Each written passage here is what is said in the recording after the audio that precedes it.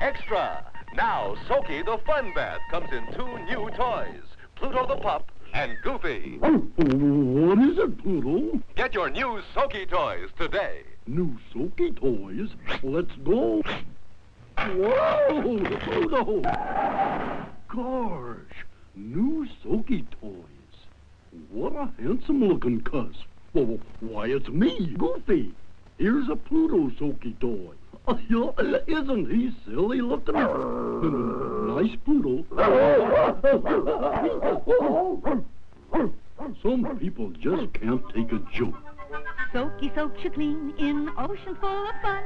Scrubbly, bubbly, flibbity, flobbity, clean before you're done. Soaky soaks you clean, and every girl and boy gets a toy. When it's empty, it's a toy. Get a Goofy and Pluto for your Soaky toy collection.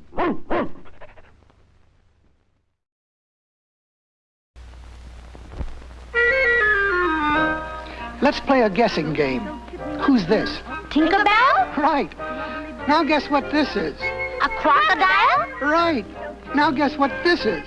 A rabbit? Oh, here's the easiest one of all.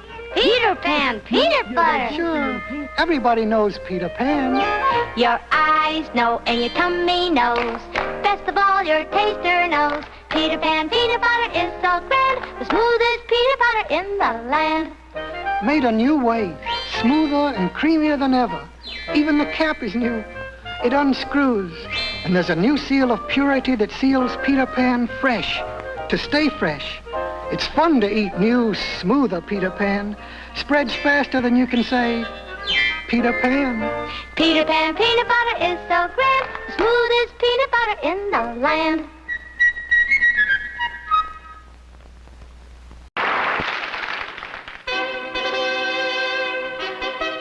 Look, it's Disneyland. And some wonderful new pancakes have been created in Disneyland's famous Aunt Jemima Kitchen. They're Aunt Jemima Party Pancakes. There's eggnog pancakes made with ready-to-serve eggnog. Strawberry Aunt Jemima pancakes made with strawberry milk. And chocolate Aunt Jemima pancakes made with chocolate milk. Let's make some. That's easy. Just substitute 2 1/2 cups of chocolate milk for regular milk in the Aunt Jemima Deluxe recipe. The recipes are on the Aunt Jemima packages. Your milkman has them too. Make all 3 kinds with Aunt Jemima pancake mix and the different flavored dairy drinks from your grocer or milkman. Try the Disneyland sensation, Aunt Jemima Party Pancakes. My, they're good. And be sure to visit Disneyland.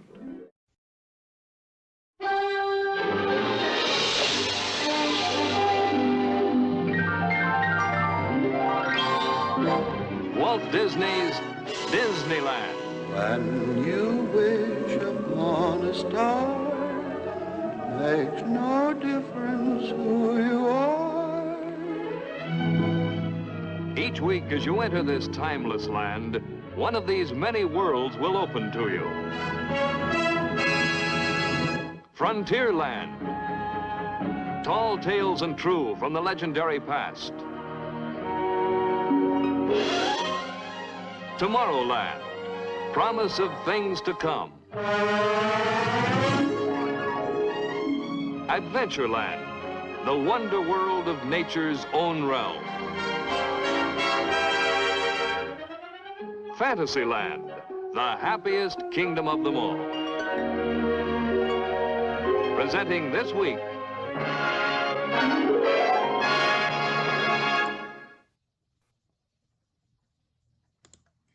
All right, well, hello there, both of you who are here right now, and welcome to, what is this, June? The June live stream. Feels like it's been forever, because we had the last stream a little bit earlier in the month, but back to the last week of the month, and here we go. And Kaiser Captain Action, hello, hello. And Jemima, yeah, I'm not sure about some of those pancake ideas. Chocolate pancakes, maybe? The eggnog ones, I think I'll take a pass on that. Seems a little bit like a sugar coma on that one.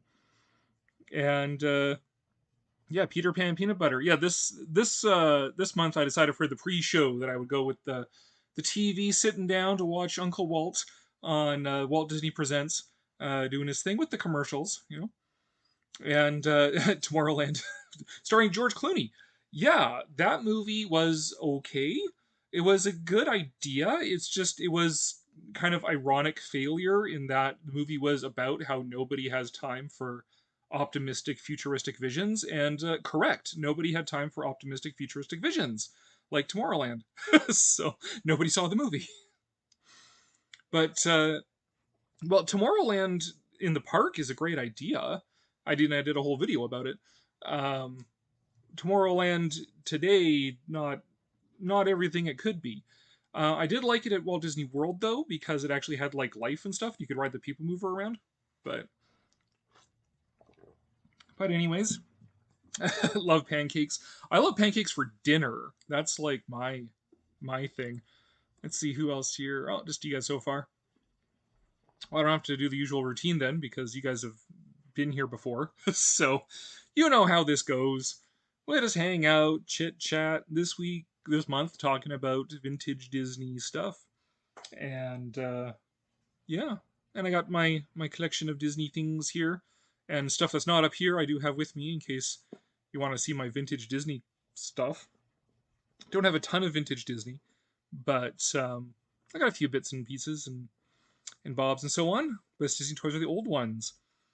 Yeah, well, I mean I don't know if you've ever seen the hi Buzza, by the way.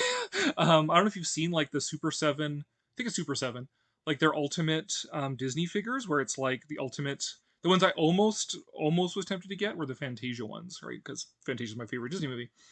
Favorite movie, period. They had like Sorcerer Mickey and Ben Alligator and Hyacinth Hippo.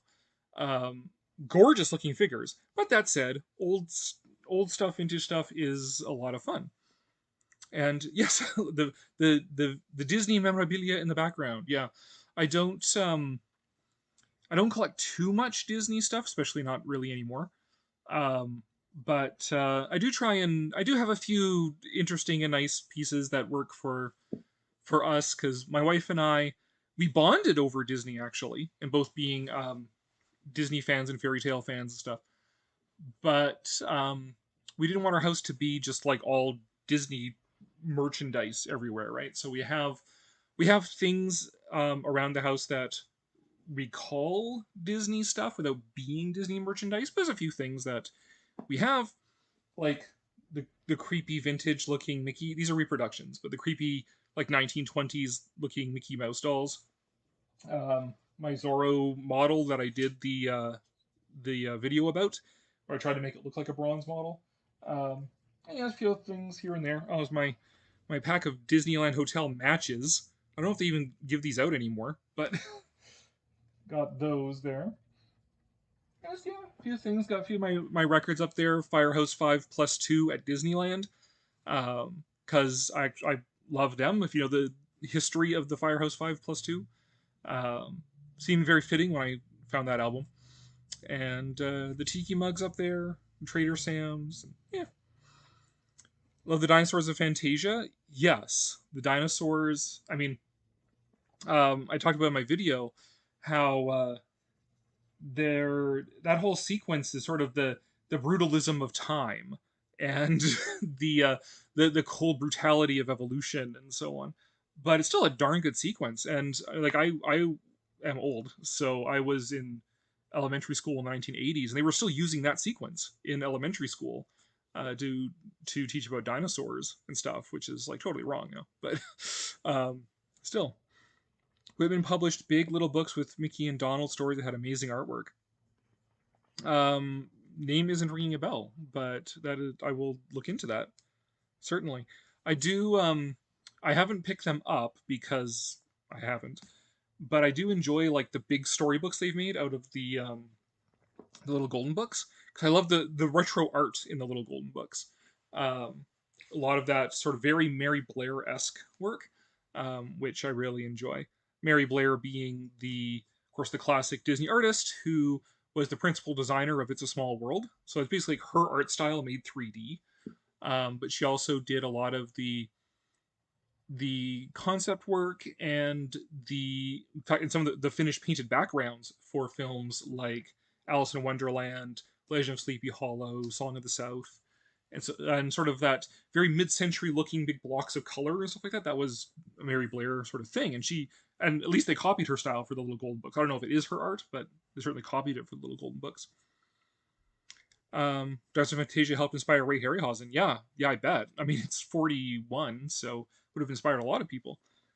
Guy Williams played Zorro. I love Zorro. Zorro is like the only reason that I have a Disney Plus subscription anymore.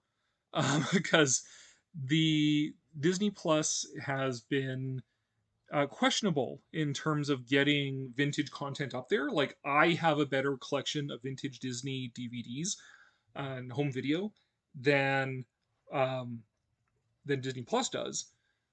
But what I don't have is DVDs of Zorro. And now that they finally got Zorro onto the Canadian version of Disney Plus, it's like, okay, stay of execution. Keeping Disney Plus around for a while, at least until I finish watching Zorro. And then maybe by that point, the next season of The Orville, the next season of What We Do in the Shadows will be on there, and that will be a state of execution for Disney Plus for a while. But unfortunately, it doesn't have all of the vintage Disney content I was really hoping that would be on Disney Plus. But definitely Zorro, and I love Zorro. That is my favorite version of Zorro. I've read the book, read the original Curse of Capistrano book. I've seen the silent film version. I've seen the 1940 version with Tyrone Power. But yeah, I have seen the Antonio Banderas version.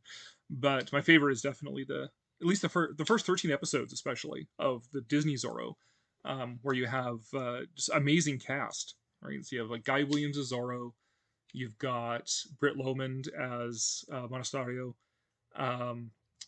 Gene Sheldon as Bernardo, and Henry Calvin as Sergeant Garcia. It's an amazing cast as well.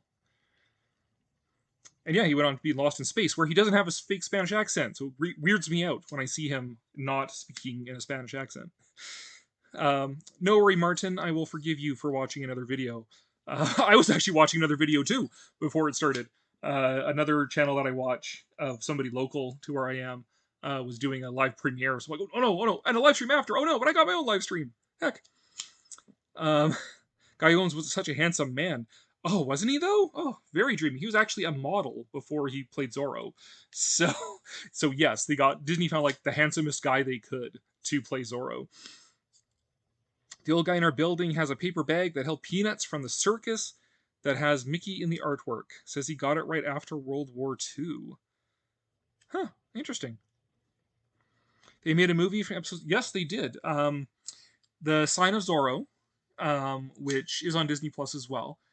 It distills the first 13 episodes down into a single hour-and-a-half long movie, which is like quite the feat. In fact, actually, I have watched. Ashley is swooning over Guy Williams. I've actually watched all of the movies made while Walt Disney was still alive, and so I've seen Sign of Zorro. It's not the episodes I would have picked to make a movie out of.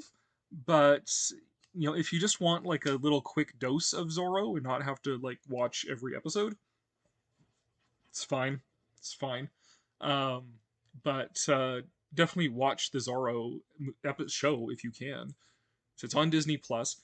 I wish that I have a weird relationship with Disney stuff because I had fallen out of Disney fandom as a teenager, as most teenagers do. And I was kind of like getting back into it, and I kept getting back into it sort of through the secondary market, right? So I picked up secondary market VHS tapes, then secondary market DVDs, and now secondary market Blu-rays. And so I didn't step on getting the Zorro DVDs last time they were released. And now those go for like $200 to $500 on eBay. So it's like not exactly going to get them either, probably. I would love for them to just put them out on Blu-ray. But, I mean, that's probably not a thing. It's going to happen. Thank you, Queen, for complimenting my exhibit of Disney stuff. as I was telling people earlier, my wife and I, we agreed before we even got married that we were not going to have a house filled with Disney merchandise, but there are a few, classy sort of collectibles we like to have that are reminiscent of Disney stuff without being just like the relocating the Disney store to our home, right? What JFK asked, what if Davy Crockett had a crossover with Zorro? It would have been freaking awesome. Would the timeline work out on that? I mean, it's because it's Alta California.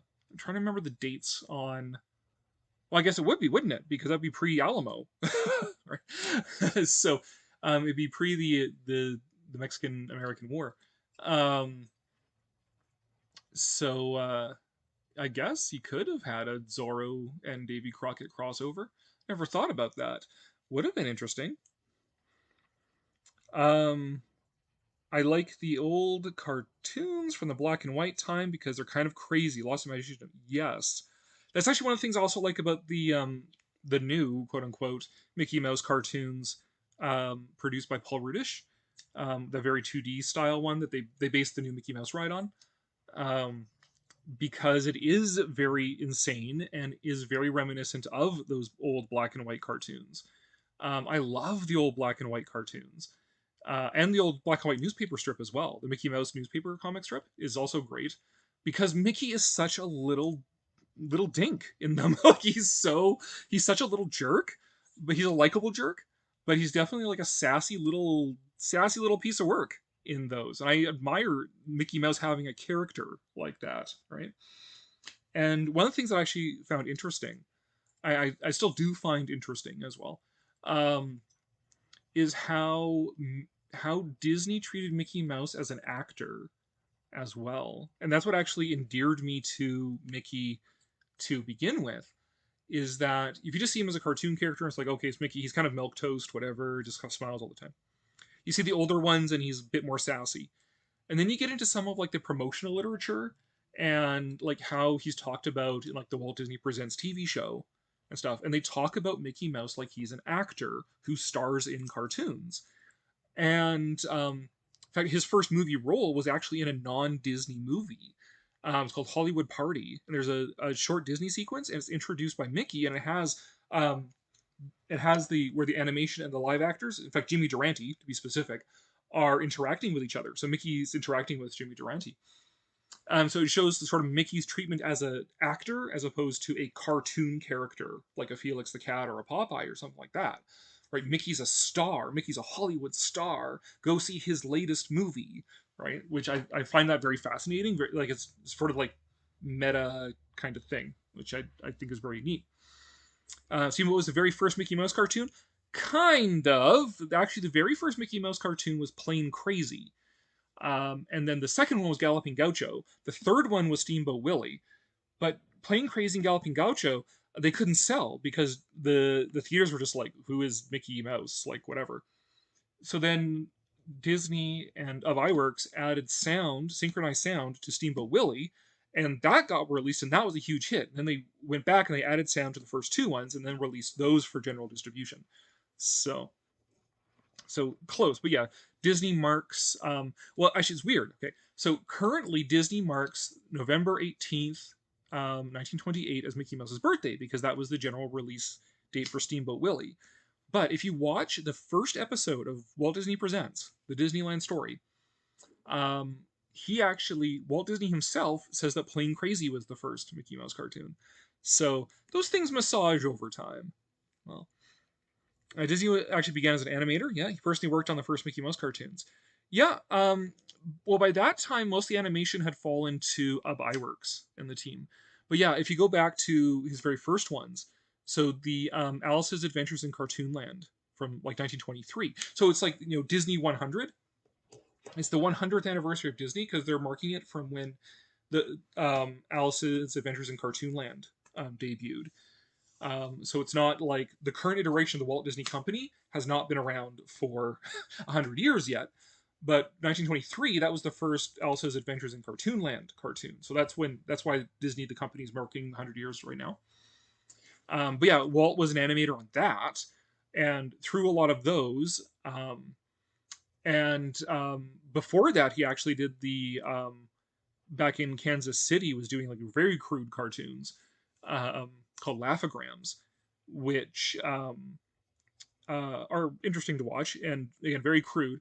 And Walt did work personally on those. But by the time Mickey Mouse came, like doing the Oswald cartoons and Mickey Mouse, um, Walt was more of like producer role, not so much an animator role. But yeah, definitely started that way. After working on numerous shorts, Disney broke into the feature film Snow White and Seven Dwarfs. Yes, and it's interesting to watch it in context because today, I mean, of course, part of the legend is that like everybody thought that Walt Disney was like a huge jerk and an idiot for trying to make a feature-length cartoon, right? And they called Snow White and the Seven Dwarfs Disney's folly, and that it wasn't it wasn't going to be a success. Who would want to sit for an hour and a half and watch a cartoon? And we all laugh at that today because we all know now that Snow White was a huge hit.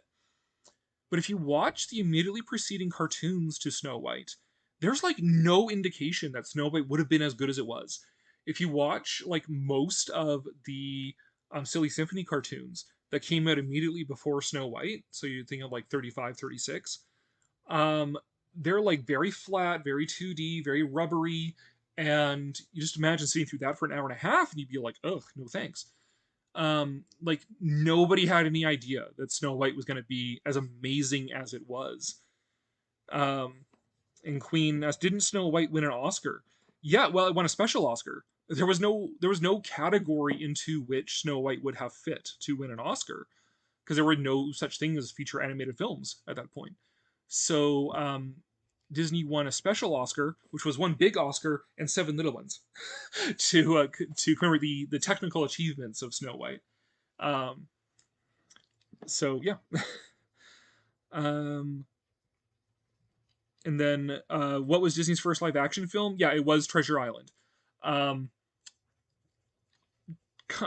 Technically, yeah, because there was in 1942, I think it was 42, was the Reluctant Dragon, which was a documentary that had animated sequences in it, and sort of this fictionalized documentary about the Disney studios and how they produce animated films and stuff like that, hosted by Robert Benchley.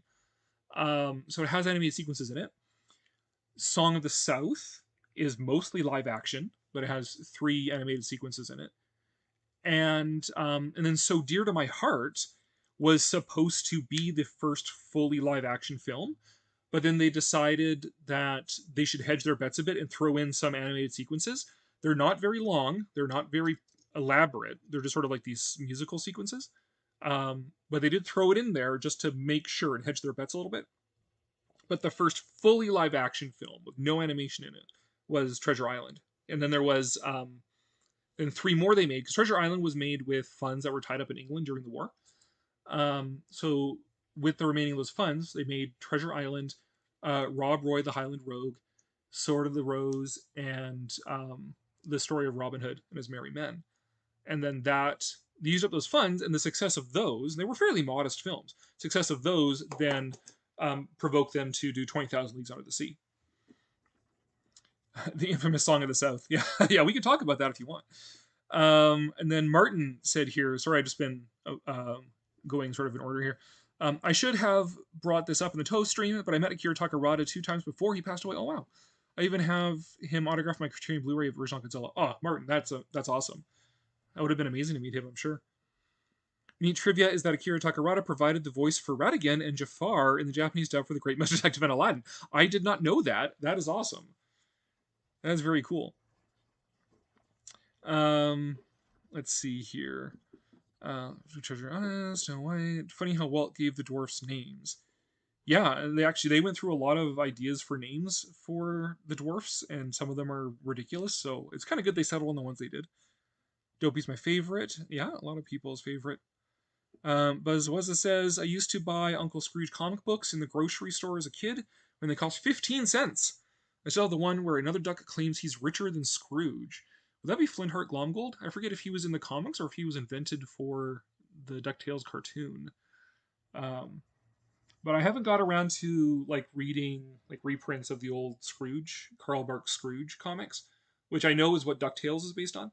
I just haven't got around to that. But I did like DuckTales growing up, and I loved the new DuckTales cartoon. And that was a great show. It was very much in that same vein as the new Mickey Mouse cartoons as well. So, all right. Whew. Just take a breath here. Jeez. Yeah, infamous Song of the South. Yep. Do we start talking about Song of the South already? Here, I actually have a volume of Uncle Remus stories that Song of the South provoked me to read. This is actually a copy. This is well worth getting. This is a modern translation of them by Julius Lester. So he took the stories and put them in like modern English, as opposed to maintaining the vernacular that Joel Chandler Harris did. But great stories. My favorite is the one where Brer Rabbit tricks Brer Wolf into eating his grandma. That is my favorite one in there.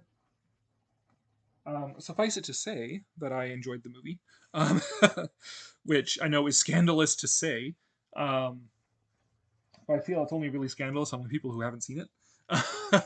But as a Canadian, as someone who is not intimately tied with the history of representation of African American people, it's a fine film, and it got me interested in reading the original stories, and I'm actually really what I find.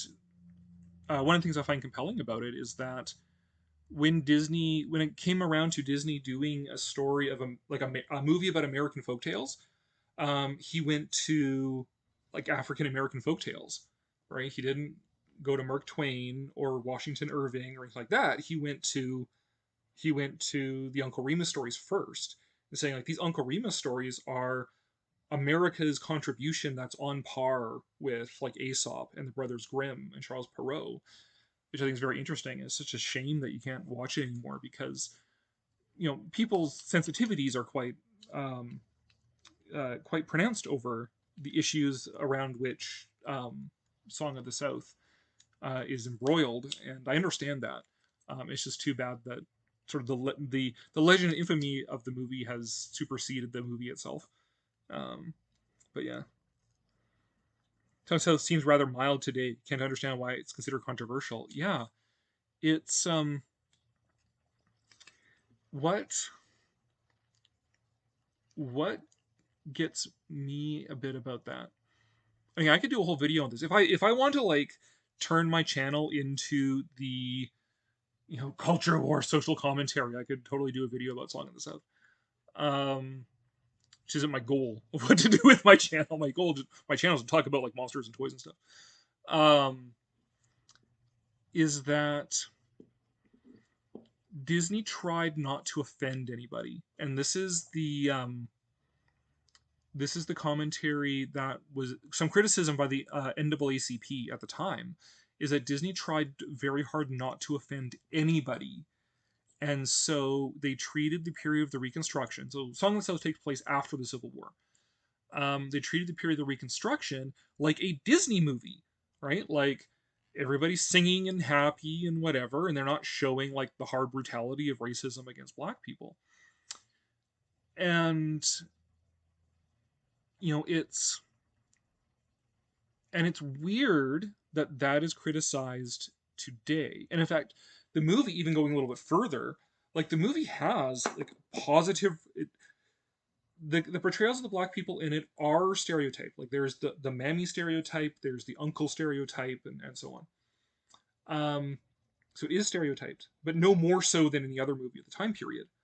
And in fact, I think it's even more complimentary than something like Gone with the Wind, because the black characters in Song of the South are friendly, intelligent, moral, like decent, good, well-adjusted people. And Uncle Remus acts as this father figure for Johnny, the little white boy, in a movie made in 1946, that you have this positive father relationship between this black man and this white boy. Right? So, and it's all the white people in the movie that are messed up. It's the white family that's screwed up. and it's the white kids who are the bullies in it, right?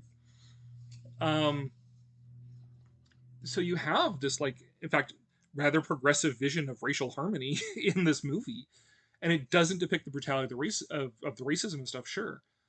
And people are criticizing it for that today. So they should be showing the brutality of the racism. Like, okay, fair enough. But then you have like the new Little Mermaid, which is set in like this fantasy version of the Caribbean where there's no racism, and everybody's like happy about that. It's like, yeah, make up your mind about that. Like, geez, it's like new movie you can avoid the racism, but an old movie you can't avoid the racism, right? So it's just weird. Martin says, honestly, I found the underrated Disney movies more interesting, especially ones after the Renaissance, like Atlantis and Treasure Planet. I love both of those movies. Atlantis is fantastic. Treasure Planet is fantastic. I understand why Atlantis didn't do well, though, because Atlantis is very particular in its genre, right? It's inspired by Mike Mignola, so the guy who writes and draws Hellboy. It's inspired by his work, his art style, and his interests, which is mainly like these sort of 1920s, 30s sort of pulp Lovecraft sort of style adventures. That's a very narrow genre. So I understand why Atlantis appealed to someone like me and nobody else. So that one I get. I don't get why people don't like Treasure Planet. I think Treasure Planet is great. The aesthetic in it is incredible. The only thing I can think is why people are kind of like meh about it is that it features a strong male relationship at its core, right? It's about Jim and Jim Hawkins and Long John Silver. It's not a love story. It's not a romance, right? So maybe that's what cooled people off about it. Is that strong male relationships tend to be a Pixar thing, like think Woody and Buzz or Lightning and Mater or Carl and whatever the kids name, Russell, Mike and Sully, whereas Disney tends to be more like romances. That's the only thing I can think, and maybe just I guess people didn't like or get sort of the quasi steampunk aesthetic. I don't know, but yeah, I love both of those movies. I think they're great. One of my favorite. Speaking of underrated Disney films, one of my favorites is Three Caballeros. My list of favorite Disney films, it's like Fantasia, 20,000 Leagues, Snow White, and Three Caballeros.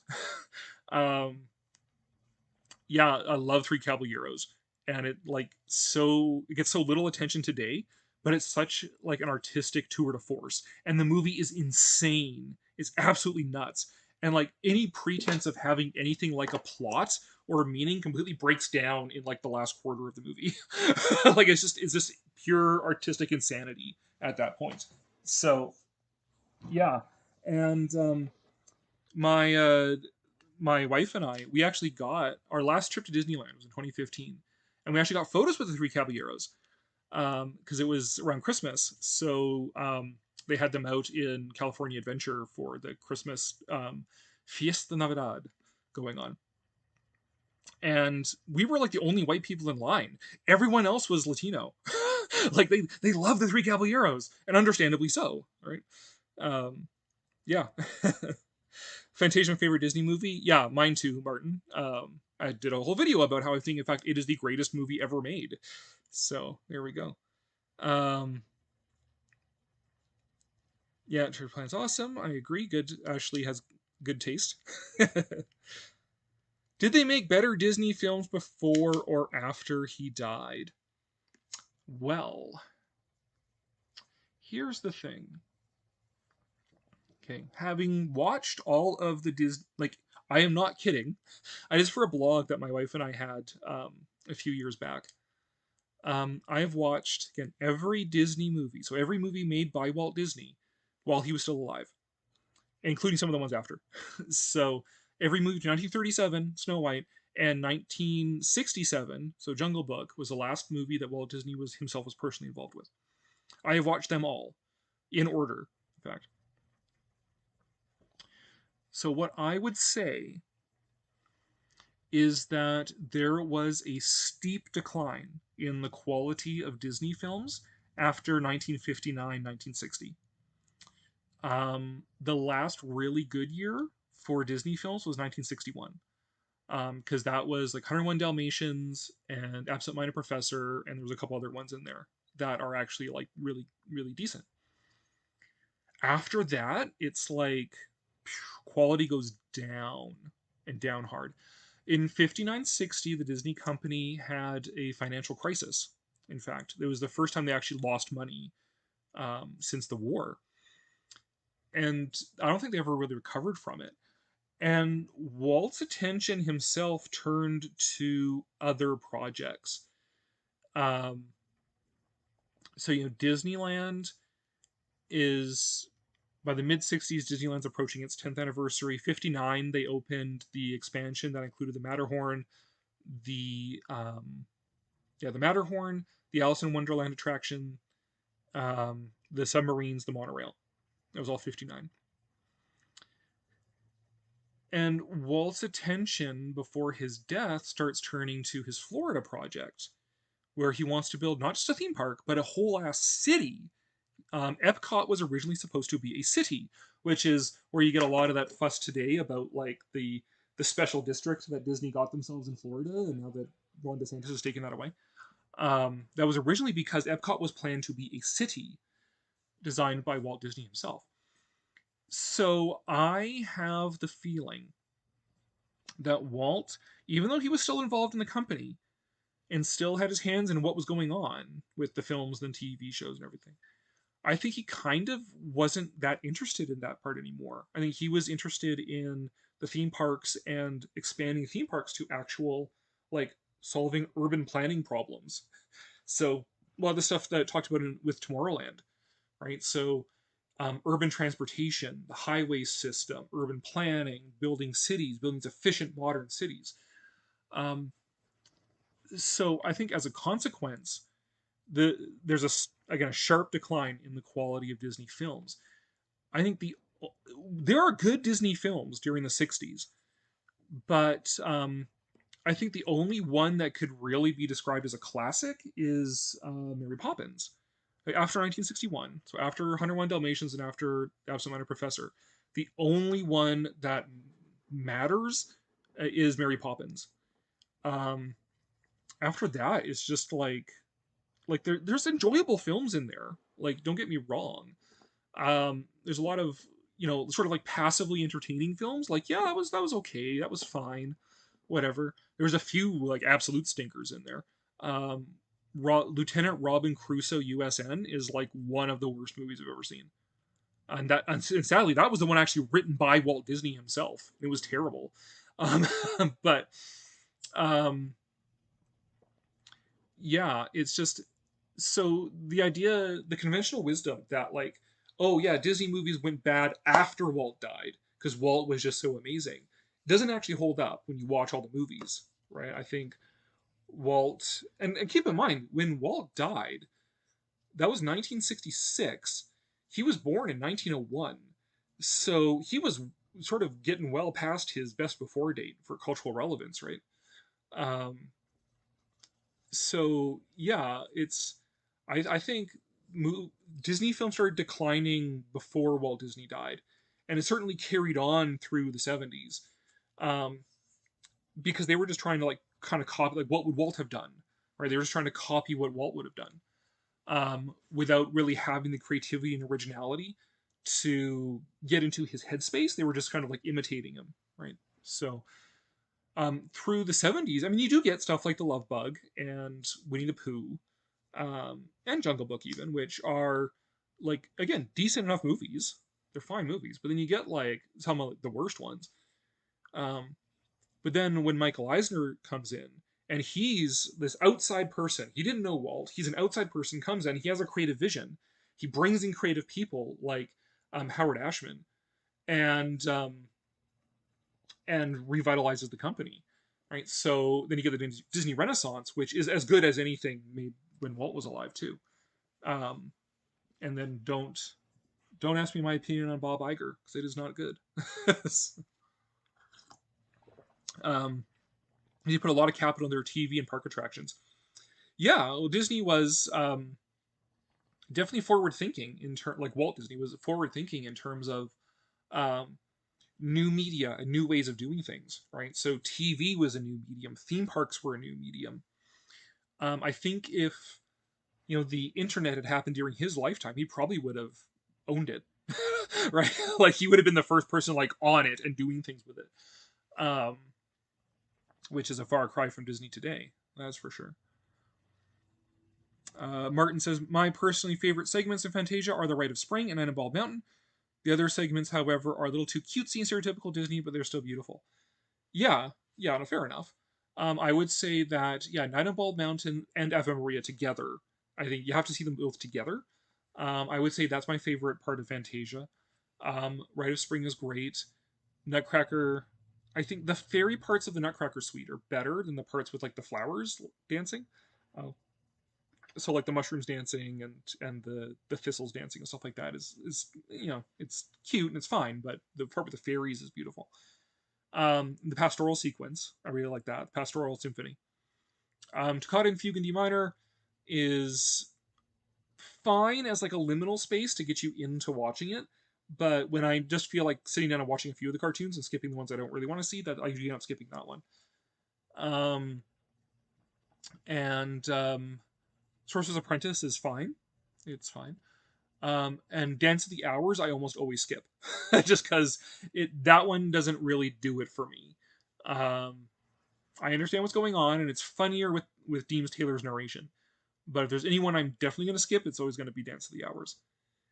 The characters are iconic, of course. The Madame Upanova and Hyacinth Hippo and Ben Alligator. But it's a little too much like, get it? It's funny because they're fat and they're dancing ballet. Get it? So, if I was going to custom make a Fantasia, I would replace Dance of the Hours with something like The Old Mill, the 1937 Silly Symphony, or there's some sequence from the later movies like Make Mine Music and Melody Time that I think could fit into Fantasia very well, like Bumble Boogie or Trees, or Blue Bayou as well. In fact, here I would take out Dance of the Hours and I will put back in Clair de Lune, which was a sequence that was finished but then taken out of Fantasia in the interest of time. So that's the trade-off I would make with Fantasia, is I would take out Dance of the Hours, I would put back in Clair de Lune. Walt Disney TV show was created to promote his parks. It's even more interesting than that. Like, it was ostensibly, but it's not like as crude as just like, oh, he made this TV show to promote his movies and the theme park. It's that the TV show lays out the conceptual, I talk about this in my Tomorrowland video, it lays out the conceptual framework for what the park is supposed to be. Right? So you have these 4 lands, 5 if you count Main Street. You have these 4 lands that each represent some kind of big idea, right? The past, the future, the real, the imagination, right? So the heroic narrative of the past in Frontierland, the optimistic narrative of the future in Tomorrowland, the realm of the actual and adventure and the real world in Adventureland, and then imagination and fairy tales and all that dreams and magic and Disney Cruise Line ship names stuff. Is Fantasyland. And then Main Street actually serves as like this sort of, again, a liminal space. You're coming out of the real world. You go under the arch where it says, here you leave today, and you enter the worlds of yesterday, tomorrow, and fantasy. And you move through this space, and it's supposed to sort of revert you to childhood. So you go through Main Street, 1955. Okay, so you're in 1955. You're going through Main Street, which means either you are a grandparent and you grew up during that time, you are a parent who listened to Grandma and Grandpa's stories, and when you were a kid, one of the things that was popular was movies set in that time period, right? So you think of like Charlie Chaplin, Buster Keaton, Mae West, Judy Garland, so movies 20s, 30s, 40s. There were a lot of movies set in that turn of the century time period. So it's a very romantic sort of time period from movies when you were a kid.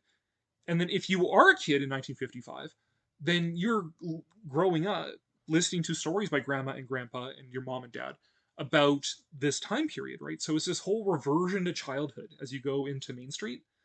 And then, so by the time you reach the hub and you see the gates of Tomorrowland, Fantasyland, and Adventureland, and Frontierland, you're like ready to go, and you're like totally receptive to the messaging of these different lands.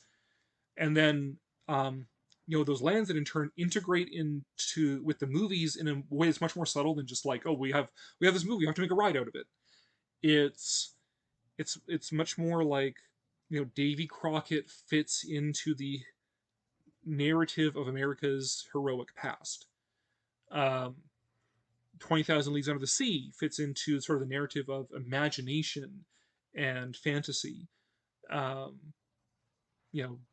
in Space, the documentary, fits into the world of Tomorrowland, right? So it's way more subtle than sort of you would think of as like a show that's just meant to be an infomercial for movies and theme parks.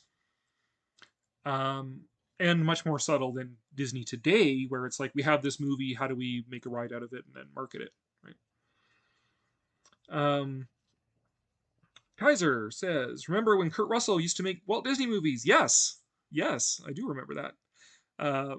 Strongest Man in the World, Computer Wore Tennis Shoes, etc. Martin says, Jungle Book is my dad's favorite Disney movie. And it's the last movie Walt did. Correct. It's a fascinating movie in that you can see the imprints of Walt in there, but you can also see where it got out of control because he wasn't there anymore, right? Like the animators took over and they started putting stuff in there because they could, not because it really served the story. And the movie kind of is missing a lot of heart that you would expect from a Disney film, which is why I think it is the one example of a live action remake where the remake is actually better than the original. I think the Jungle Book live action movie is actually better than the cartoon, just insofar as it has a more coherent plot and it actually has like heart and emotion in it, which the animated film is kind of about. Yeah, Queen says Computer Wore Tennis Shoes, Cat from Outer Space, yeah. That Darn Cat, yeah, that was one of the last films that came out while Disney was still alive. And the Aristocats, a lot of cat movies during that period. Yes. Well, the Aristocats, that's really just Lady and the Tramp, isn't it? Just a remake of that. So it's okay, but it's okay as a remake of Lady and the Tramp. Queen Glamazona asked, which is the saddest movie, Old Yeller or Bambi?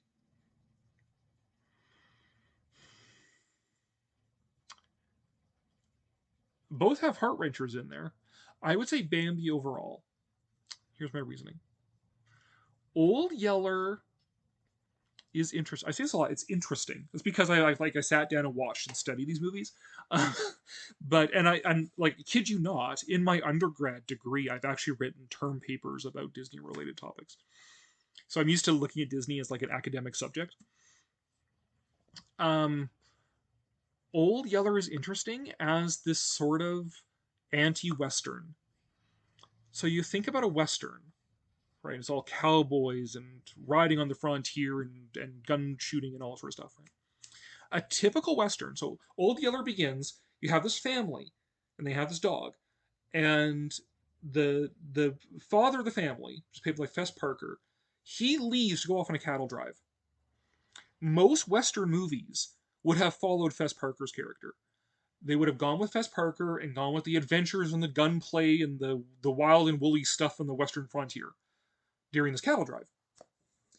But Old Yeller stays with the family. It lets the man go off and do his thing, and it stays with the family and follows them. And so it's this very domestic movie where you're following sort of the coming of age of mainly of the boys, right? And that coming of age of the boys culminates in the difficult choice that the oldest boy has to make when Old Yeller comes down with rabies. And it's heartbreaking, but it's also like it's still a bit, say, hopeful, but it's sort of like, this is part of growth, this is part of maturity, and part of maturity is learning to grapple with death, right? So there's still this sense of like growth and everything in it. Whereas Bambi is about growth. I mean, it's some of the same beat in there, right? Like part of Bambi's growth and maturity is having to deal with the fact that his mother dies. Um, but there's an overall kind of melancholy to it in Bambi. It doesn't come out as much in the animated film, but if you read the book, Bambi: A Life in the Woods by Felix Salten, it is incredible. The Bambi book is one of my favorite books. It is amazing, and Felix Salten's ability to write about animals in a way that is empathetic but not anthropomorphic is amazing. So he doesn't like write the animals like they're humans in an animal shape. He writes them as animals, but he's able to capture something about what it means that is just amazing. You can empathize with it, right? Like the way he describes sort of the pride and rage and strength of elk is like, if you've ever seen elk before, it's like that is accurate. That is how elk are. There's a whole chapter of this existential conversation between these two leaves in autumn about what comes after they fall from the tree. And like it's incredible, and I understand why they didn't have it in the movie, but it would have been amazing if it was in the movie. Read the Bambi book. The Bambi book is so good. And that might color my impression of the movie a bit. I feel like Bambi overall has a bit more of a melancholy tone to it. Even though it's still very Disney and very cutesy, it's still kind of this overarching melancholy tone to the whole movie. But again, my impression might be colored by the fact that I've read the book, and the book definitely has that. Like the way it describes Bambi aging and his relationship with Feline, which is heartbreaking, by the way, just has this pervasive sense of melancholy about it. Being only one sad scene. Yeah. Well, again, I think Bambi has an overarching sort of melancholy to it.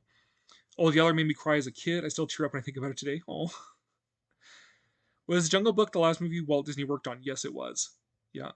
As the last live action movie he was personally involved with was The Happiest Millionaire. The last animated film he was involved with was Jungle Book.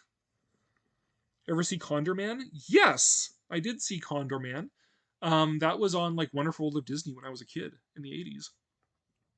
And I remember enjoying it. I've never really like bothered to sit down and watch it again. I would be surprised if it really held up for me today, but I mean, you never know. If I have time, I might watch it again. I don't know.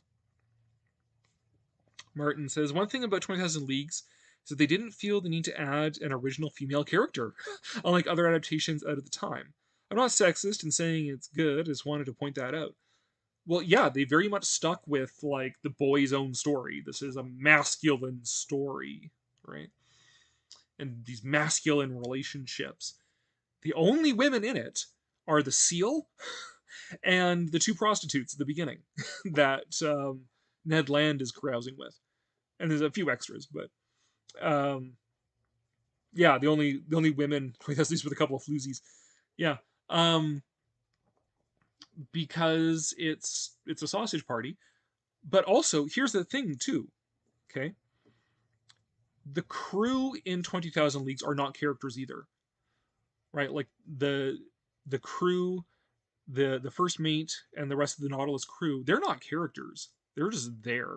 Right? They're just, well, the first mate is there so he can have a fist fight with Ned Land. Because Ned Land is not going to have a fist fight with Captain Nemo, because Captain Nemo is not that kind of character. In fact, one of the contrasts in 20,000 Leagues is that you have Ned Land is the masculine man, the manly man, the man of action and muscle and adventure and stuff. Whereas Captain Nemo is the intellectual man, right? He is the quiet, reserved, intellectual type who likes art and music and science, and who, but what he has is this sort of the strength of will and strength of emotional force and strength of moral force. That, and the question in the movie, of course, is his moral force correctly applied, or is he truly a madman? Which I think Disney undermines a bit with his backstory, which, granted, is this backstory from Jules Verne. But for a comparable movie, watch Master of the World with Vincent Price. It's basically the same movie, but it's in the air this time. And Vincent Price plays the Captain Nemo character, who is Robur in this movie. But he doesn't have like this backstory which weakens him. He is purely trying. He's purely a man driven by this sort of prophetic vision to end war. Whereas in 20,000 Leagues, Nemo, you learn, is out for revenge because of what happened to his family, right? So it kind of undermines his whole like, I'm waging a war against war. It's like, well, no, you're killing people out of revenge.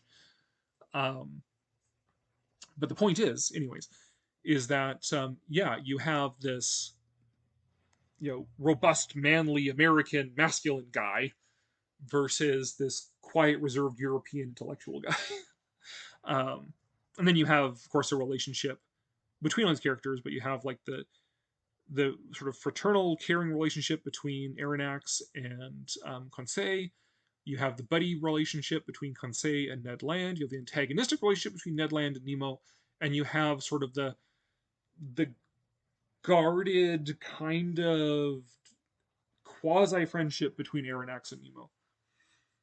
And there's just no room for romance in there. Like, which character is going to be the one who is getting the girl in that? It's not going to be Nemo, because part of what drives him is loyalty to his wife. It's going to be Ned. Well, Ned's a carousing whatever, and Aronnax and Conseil are a unit, a self-contained unit to themselves. So I don't know where you would fit a woman in that. I mean, I guess replace the seal? I don't know. But Ned Land is so manly, yes. Right, see that chin? Oof. The sequel, 20,000 Leagues, The Mysterious Island, was made by another studio. Yes, it was. In fact, I love this thing. So, okay, in the original books, in the Jules Verne novels, it's like a cinematic universe. Okay, so you have 20,000 Leagues Under the Sea. It gets a sequel in Mysterious Island, but Mysterious Island is also a quasi sequel to the book In Search of the Castaways, or The Children of Captain Grant.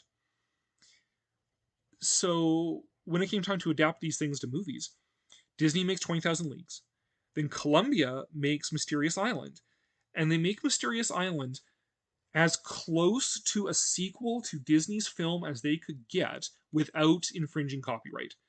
Like, it is as close to an actor portraying Captain Nemo, an older version of James Mason's Captain Nemo as possible. It is a version of the Nautilus as close as possible to Harper Goff's version in the Disney film, as you could get without Disney suing you. So that's, 61? And then 62, Disney makes In Search of the Castaways as a family musical adventure. So you have this trilogy of films where number 2 came out after number 3, made by 2 different companies in like 2 different genres. it's crazy. It's like the world's weirdest unintentional trilogy.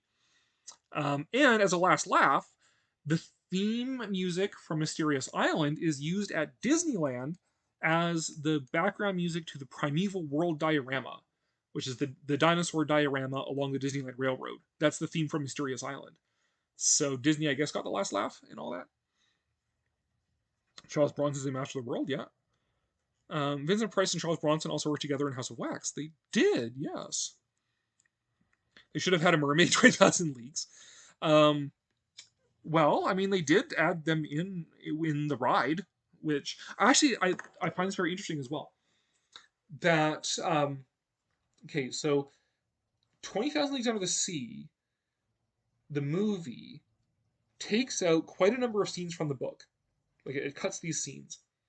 You could make an entirely different movie with the scenes that they cut out of the book. Now, you put that aside for a moment. Disney makes the Submarine Voyage attraction, 1959, which is based on modern nuclear submarines. And the big thing that made nuclear submarines a hot ticket thing in the late 50s is that the USS Nautilus, which is named after the Nautilus ship in the book, the USS Nautilus goes underneath the North Pole. That's a huge deal in the news, and that directly contributed to Disney making the attraction. And in the attraction, one of the things that they do is they take the ship underneath the North Pole. You're supposed to be like you're underneath the North Pole, and then it starts to sink, and then you see Atlantis, and you see mermaids and the sea serpent, and you come back to surface. So now when Disney makes Walt Disney World, they take the submarine voyage and they give it a 20,000 Leagues overlay. So they make it the 20,000 Leagues Under the Sea ride, which sadly I never got to ride. I have ridden the one in Tokyo and I've been on the one in Paris, so I never got to do the one in Disney World. But they take the submarine voyage, they put the 20,000 Leagues overlay on it, which means then they actually put scenes from the book back into the lore, right? Because they go under Antarctica in the book. They took that scene out of the movie. And they go to Atlantis in the book. That scene's not in the movie either. So in the ride, you get these scenes that are from the book that aren't in the movie anymore. So they go underneath the Arctic poles, they go underneath the ice, and they sink and go down to Atlantis. And then that's when they throw in the mermaids and the sea serpent, which aren't in the book either. But would be fun. And also to follow up with that, so I mentioned I fell out of being a Disney fan in my teen years. And then what got me back into Disney was kind of threefold. So the first is that being a goth kid, I used to have like big spiky goth hair and everything. Being a goth kid, I got into like mid-century monster kitsch, which is what my store is all about now. And that led me to the Haunted Mansion, to the Disney villains, and Disney fairy tale movies. So that was one thing that got me back into Disney. The second thing was that being a goth and being into science fiction, that got me into steampunk, Victorian science fiction, which led me to 20,000 Leagues Under the Sea. And then the third thing was that once I got into those, I became interested in Disneyland and Disney as a cultural phenomenon, and that's what I wrote my academic papers about in my museum and heritage degree, was about Disney as a cultural phenomenon, which is how I learned so much about Disney history and stuff. So now, when I got back into Disney through the steampunk stuff, they put out this beautiful 2-disc special edition of 20,000 Leagues, which I pick up. Still have it today. And I watched the movie again as an adult, for the first time since God knows when. I'm not even sure I saw the whole movie as a kid. But I was so confused, because I could have sworn there was a scene in 20,000 Leagues Under the Sea where they go to Atlantis, and there's like, you see the city glowing, and you see the lava trickling across the plain, and this scene is underwater. The underwater scene is in 20,000 Leagues. And the scene wasn't in the movie, and I was so confused. And then, so I took it to, at the time, Yahoo groups, email groups. I was like, dude, what's going on with this? And then people were like, Cory, that scene is from the movie Splash. And then I watched Splash, when I got Disney Plus, we watched Splash, and sure enough, there was the scene. It's at the end of Splash. So my mind, somewhere in my childhood or teen years, had conflated that this scene from the end of Splash is in 20,000 Leagues Under the Sea. But that's where you get the mermaid connection, right? So the Splash / 20,000 Leagues crossover would be that, right? So there's your mermaid in 20,000 Leagues. Let's see here. Where does the Island at the Top of the World fit into all of this? Was that Jules Verne related? Kind of. Island at the Top of the World is actually based on a novel from the 70s. In fact, like 72 or 73. It only came out like a year or two before the movie did. Called The Lost Ones by Ian Cameron. The novel actually takes place in the modern day. But, modern day of the 70s. But Disney bought it, and they deliberately chose to make it a retro Victorian Edwardian story. They basically bought it because they liked the idea behind it. They liked the plot line, so they just bought it to, avoid being sued. They turn it into this Victorian Edwardian sort of adventure movie. And it was supposed to be like an homage to Jules Verne. It was supposed to be an attempt to sort of recapture the glory of 20,000 Leagues Under the Sea.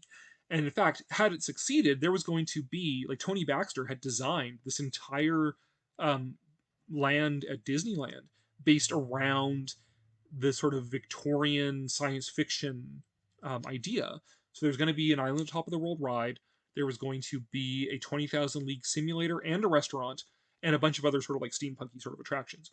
And it would have gone where the entrance to Galaxy's Edge is now. So that's never going to get built now.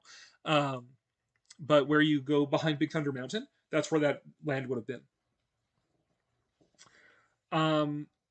Now, the original plans for Island Top of the World, it was going to be a much more ambitious film than it ended up being.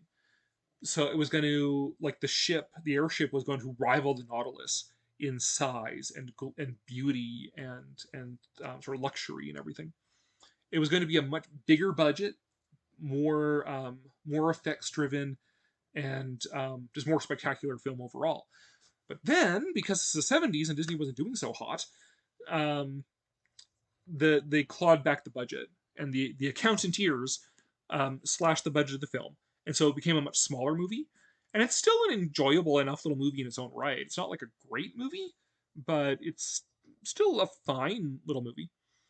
But it could have been much more ambitious than it was originally going to be, or than it ended up being. The idea for Discovery Bay, which is the land at Disneyland, that didn't go away though. And when Tony Baxter was the lead designer for Disneyland Paris, they reused those ideas to make Discoveryland, which is Disneyland Paris's version of Tomorrowland. And so you see a lot of the same design elements. So you have the Nautilus in the lagoon, which was from Discovery Bay, and you have the big hangar with the Hyperion airship from Island at the Top of the World. Unfortunately, there's no Island Top of the World ride. It's actually a restaurant at Disneyland Paris. And the 20,000 Leagues is a walkthrough of the Nautilus. So it didn't have that stuff. It didn't have like the rides associated with them, but they still reused a lot of those ideas and those visual elements, which is kind of cool. I actually love, well, I don't love how it's declined over time, but being a big Jules Verne and Victorian science fiction nerd, I do love that Disneyland Paris's version of Tomorrowland is roughly inspired by Jules Verne. I wish I could go back in time to when Disneyland Paris opened and have seen Discoveryland as it was originally conceived and executed, where it had like this time travel ride hosted by Jules Verne, and Space Mountain was much more deliberately based on Jules Verne and Georges Méliès, and was very much more concerted with its attempt to do a Vernian style aesthetic, everything. Because today it's just like this mishmash of like Buzz Lightyear and Star Wars and stuff. Has the outward aesthetic, but it doesn't have like the attractions to back it up anymore, which is sad. Let's see, where are we here? Martin says, the engineer who did the animatronic of the giant squid in 20 Leagues later did the animatronic of Bruce the Shark in Jaws? Sure. Giant squid in 20 Leagues was the highlight of the movie, which almost didn't make it into the movie. It was... that was a rough shoot for that squid. Irwin Allen copied 20,000 Leagues, great Voyage of Bottom of the Sea, yeah. Voyage of Bottom of the Sea is both the movie and a TV series. They should do a 20,000 Leagues remake. I disagree. I think Disney of today trying to do 20,000 Leagues remake would be a disaster. It would be Captain Nemo, and it would be terrible. I don't trust Disney today to remake that. The black hole seems to be influenced by 20,000 Leagues. Yes, the black hole is 20,000 Leagues Under the Sea in space. Right down to there was a dinner scene in it. So, black hole is crazy. It's got some nice visuals, actually. Peter Ellenshaw's visuals, he's the bat painter. Pete Ellenshaw's visuals, especially for the bridge of the black hole, is beautiful. The movie is so weird, though, because it's like, it's Disney's attempt to do a long, boring, tedious, turgid, important science fiction movie like 2001: A Space Odyssey. Disney's attempt to do 2001. But they also did it after Star Wars. And Star Wars is like the opposite end of the spectrum from 2001. Like, Star Wars is actually fun and colorful, and it has engaging characters, and it's enjoyable to watch. So they're like trying to filter this Disney version of 2001 through the lens of Star Wars, and it's just like nothing in it really works. Such a fascinating bad movie. But it got good visuals in it, at least. The film's definitely Captain Nemo type, yeah. What are your thoughts on the Black Cauldron? Disney's disappointment until Strange until Strange World, yeah. Black Cauldron I have not been able to watch. I get as far as Gurgi when he first appears, and I'm just like, no, I cannot do this. I wish I could. I would like to be able to watch it all, but I just cannot get past that character. It does not do it for me. and it's so bad it makes me want to turn it off. So I have actually not. It's one of the few Disney movies I've actually turned off. So Black Cauldron, Wreck-It Ralph I turned off as well, because it was so terrible. And the No Mobile. Those are the 3 Disney movies that I have turned off. Are Black Cauldron, Wreck-It Ralph, and the No Mobile. Well, I'll take your word on that, Queen. That it's a good movie. It's a cool animatronic dragon in Disneyland Paris located underneath the castle. Yes, there is. The castle is amazing. I like that they responded to the existence of real castles in France by creating this insane fantasy castle. The original plan was actually to make this like giant sort of steampunk tower in the middle, which would have also been really interesting. But yeah, they made this like totally insane fantasy castle to contrast with the real castles that are surrounding the park. And yeah, it's such an engaging space. It's based on Sleeping Beauty. It's got this beautiful Sleeping Beauty walkthrough on the second floor. Sleeping Beauty is my favorite Disney fairy tale movie. Like, it's my favorite fairy tale, period. I love Sleeping Beauty. Whether it's the original stories, or the ballet, or the Disney film. Hate Maleficent, though. Cannot stand Maleficent. That is a terrible movie. Anyways. So it's got this beautiful Sleeping Beauty gallery on the second floor. And then, yeah, underground in the basement, there is the animatronic Maleficent the Dragon, which looks amazing. It's awesome. I love Disneyland Paris. I think Disneyland Paris is the most beautiful Disney park. It's missing a whole bunch of rides that are conspicuous in their absence. So, like, there's no Jungle Cruise, there's no Enchanted Tiki Room, there's no... there's no Splash Mountain. Not that there's Splash Mountain in the US anymore either, anyways. So it's missing a bunch of rides, but aesthetically, Disneyland Paris is beautiful. It's amazing, and it is where I proposed to my wife. So that's where we got engaged, was at Disneyland Paris. Vincent was the star of the movie, yeah. Voiced by Roddy McDowell, yeah. There are bold pilots and old pilots, but there are no old, bold pilots. Yes.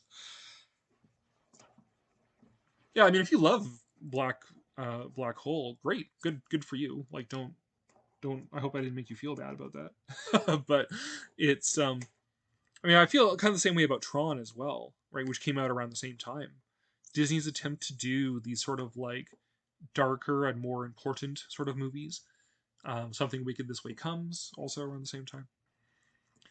Tron is an interesting movie because it's interesting concept, but it's not super well executed. Like, it's got huge pacing problems. The movie feels like it takes forever. But it's got interesting ideas about sort of the relationship between computers and users. And it's way better than the Tron Legacy. Like, that movie was just, why does this movie exist? What is the point of this movie other than to resurrect the Tron brand and make money? The video game Tron 2.0, Tron 2.0 is a fantastic sequel to Tron. Like, it totally gets the whole aesthetic and the whole idea about you're inside a computer. If you can play, it's like on Steam.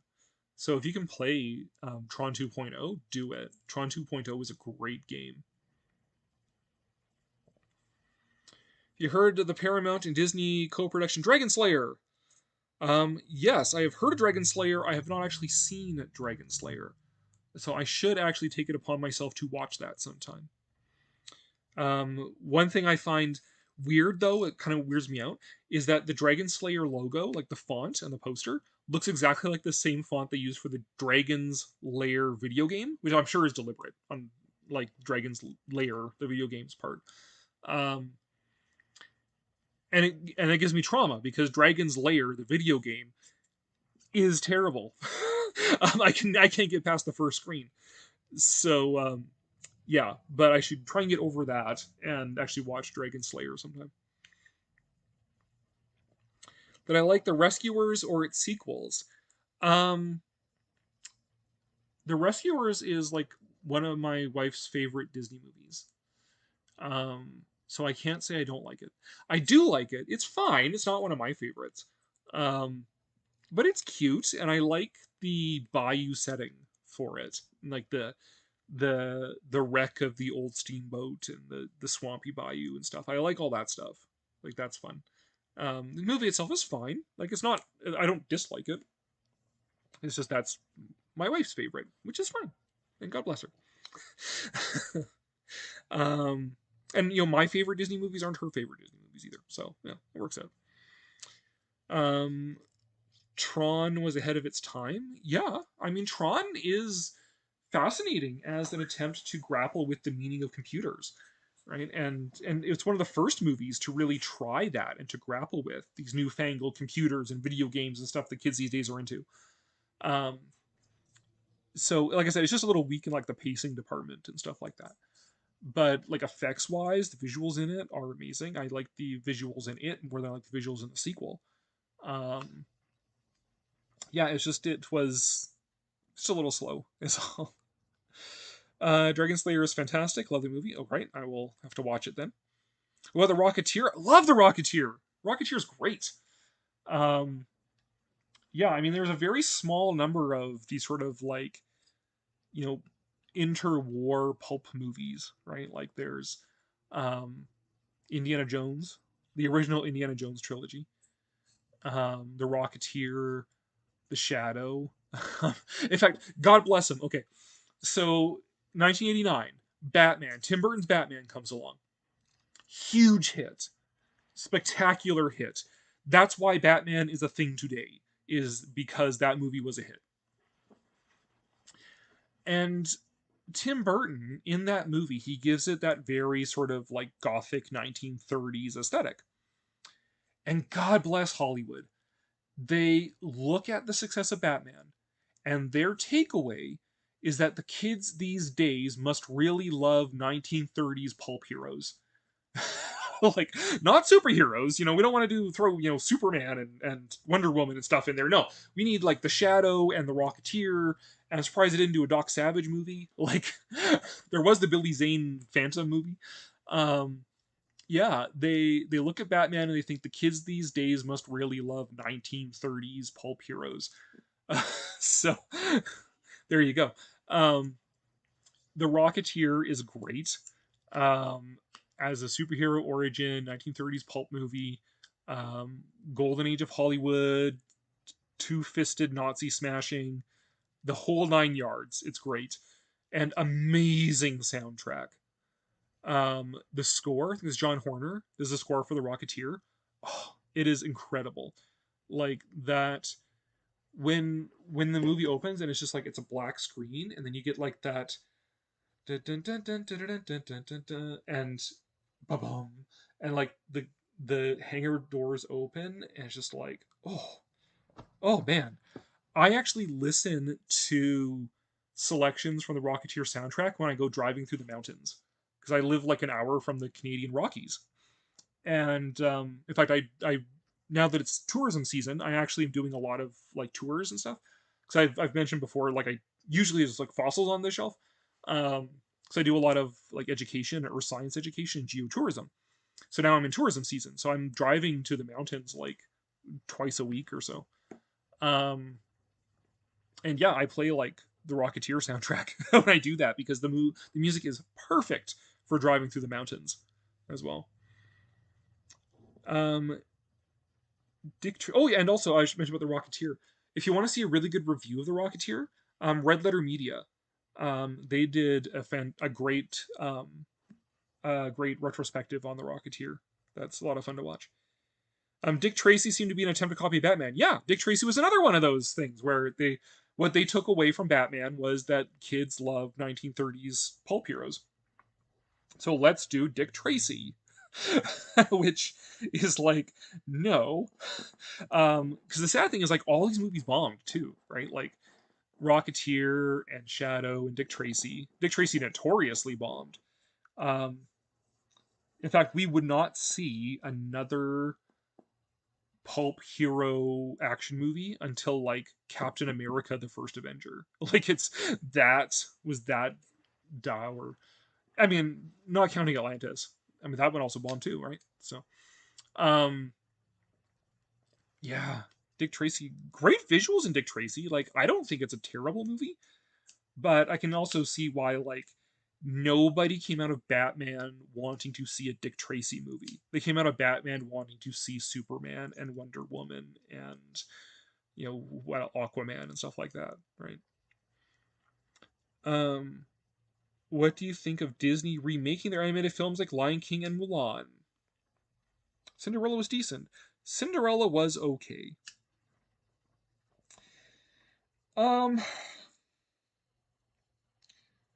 Generally speaking, I think that the live action remakes prove what was so good about the original films.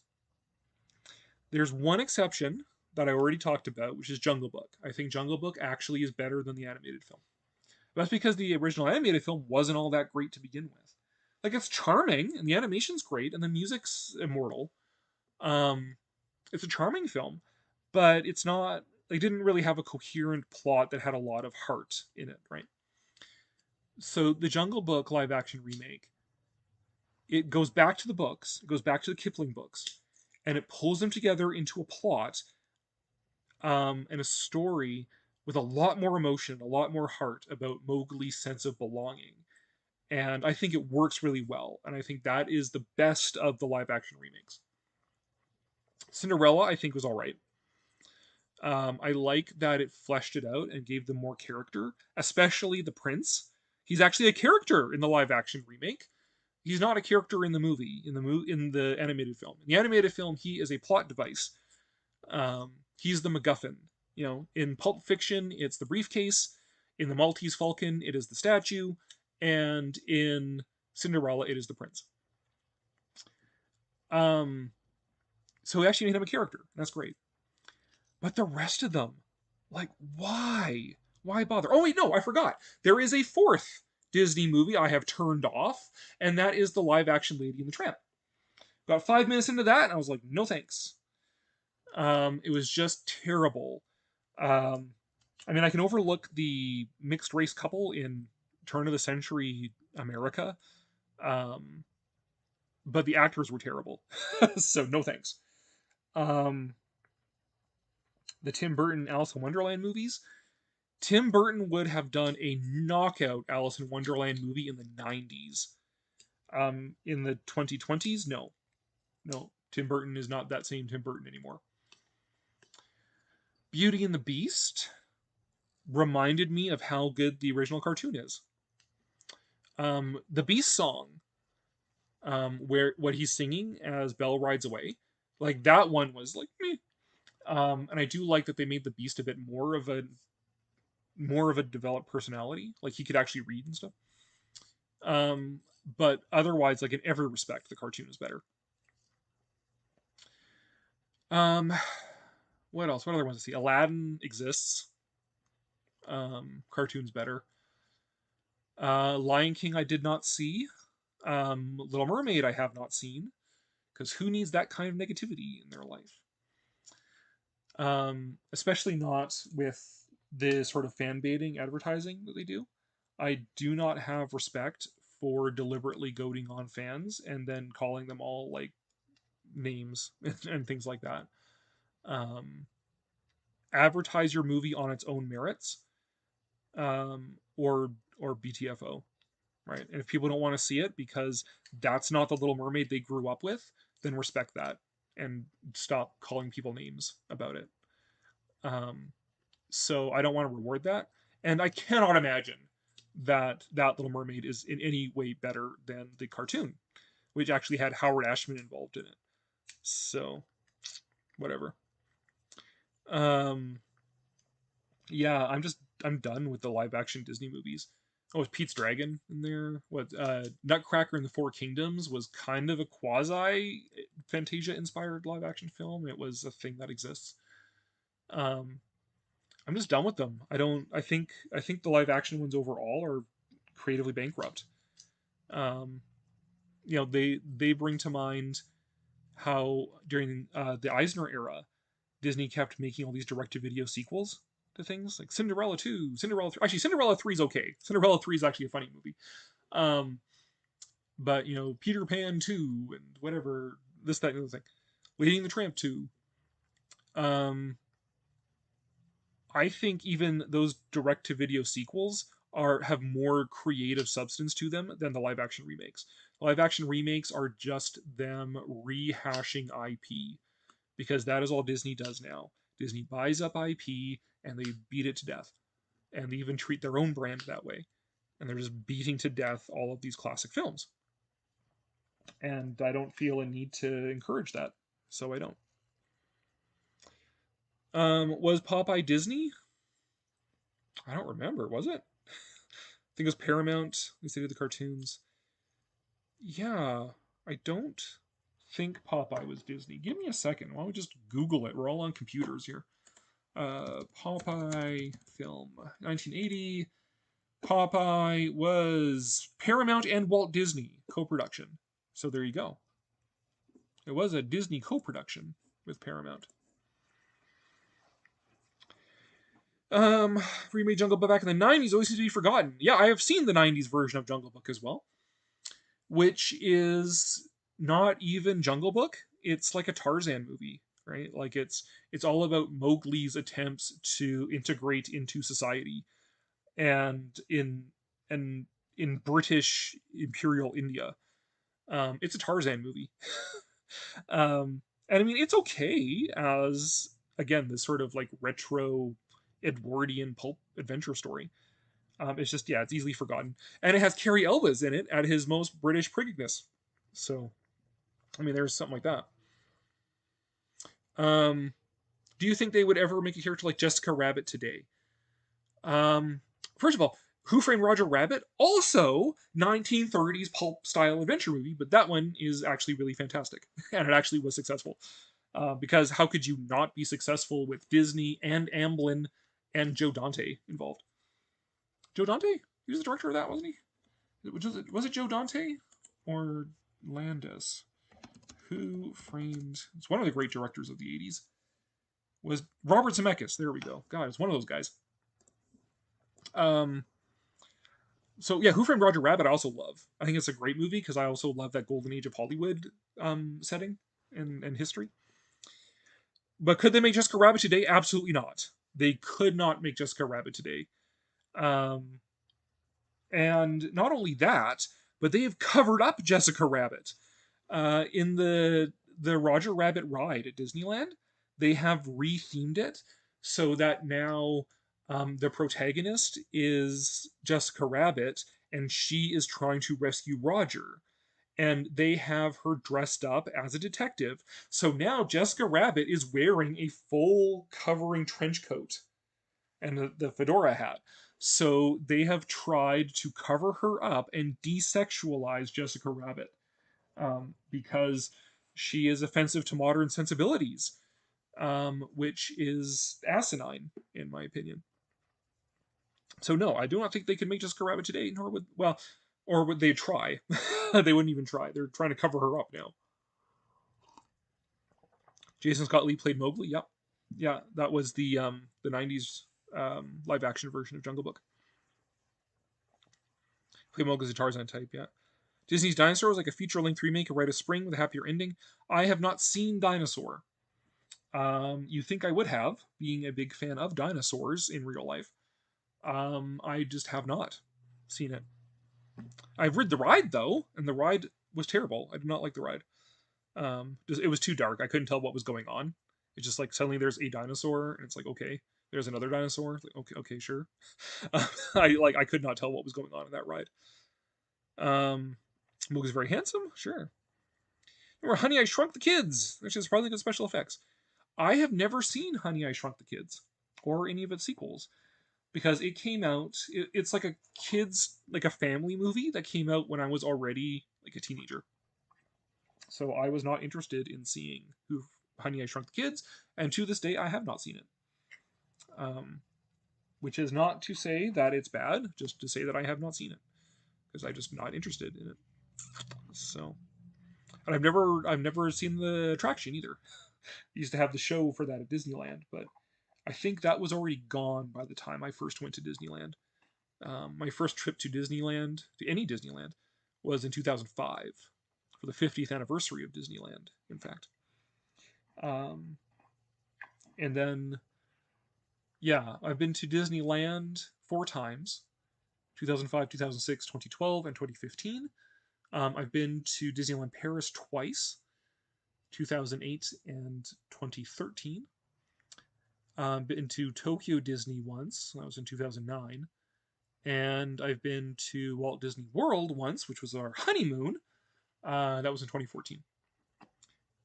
So my last trip to a Disney park has actually been in 2015, which is the longest span in the last 20 years where I've not been to a Disney park.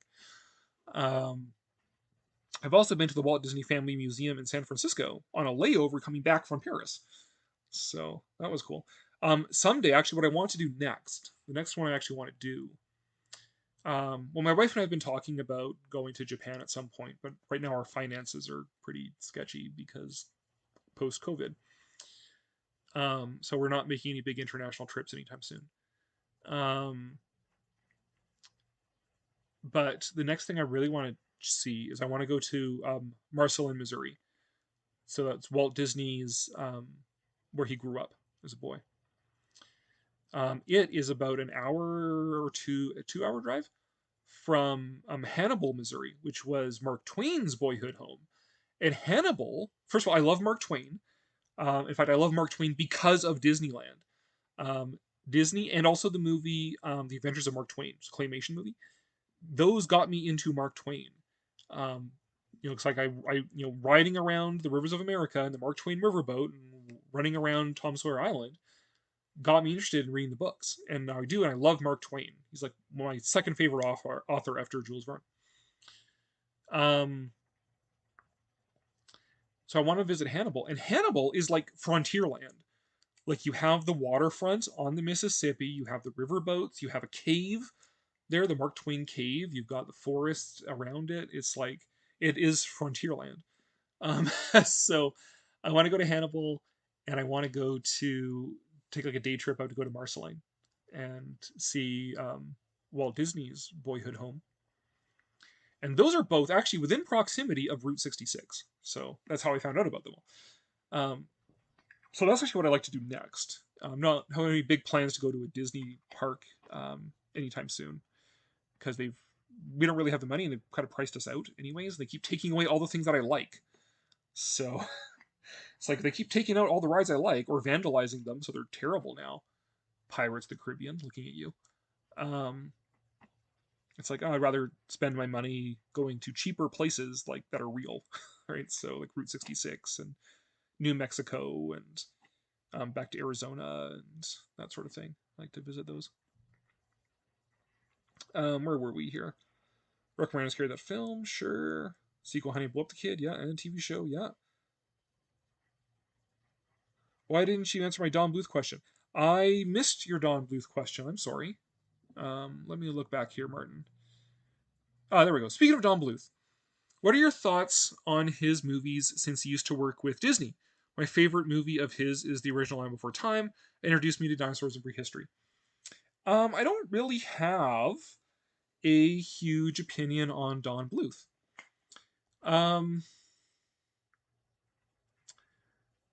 I can appreciate what he was trying to do in trying to stretch his creative vision.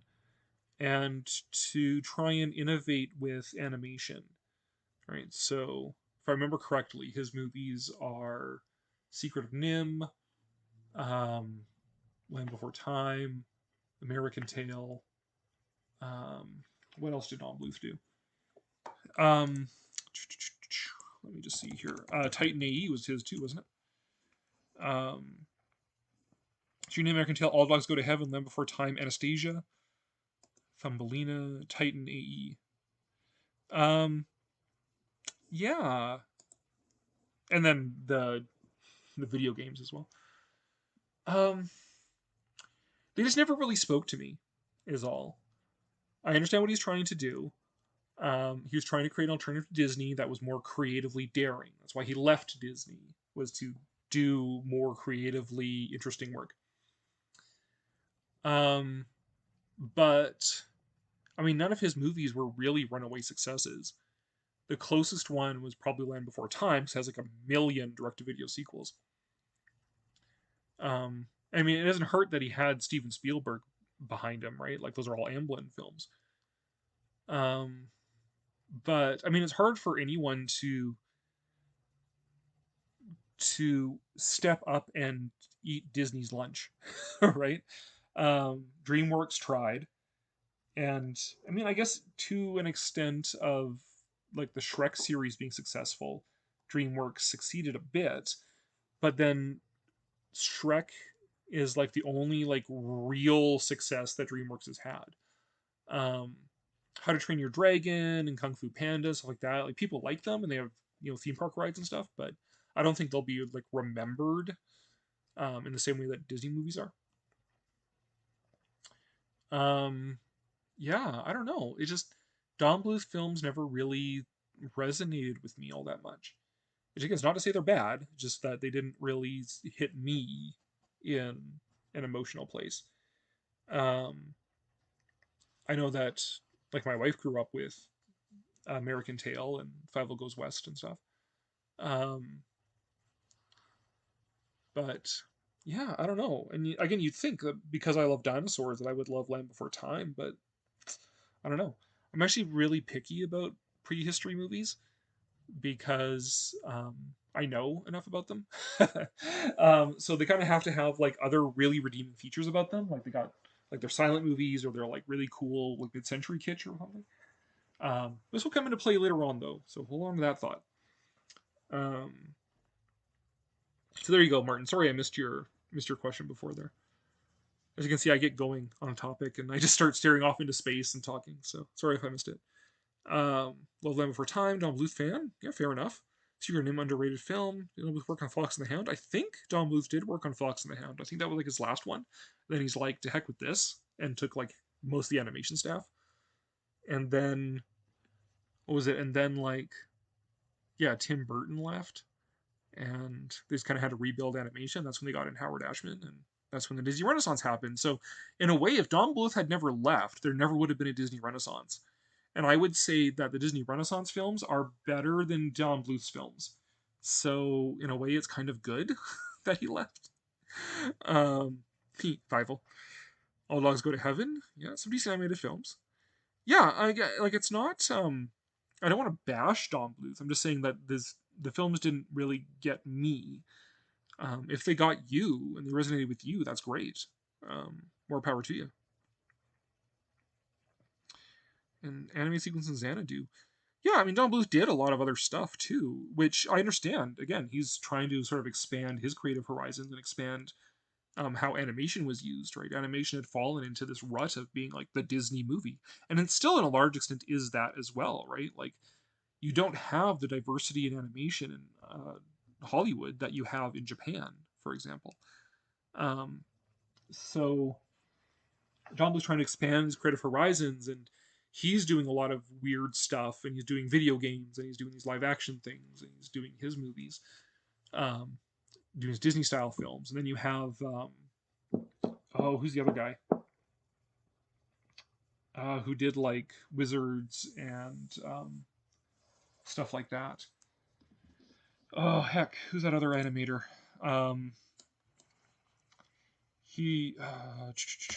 Wizards. was Ralph Bakshi. There we go. Him doing a lot of stuff like that too. But again, I don't know what it is with Hollywood, with North America, where we just really embrace this idea that animation is the Disney genre.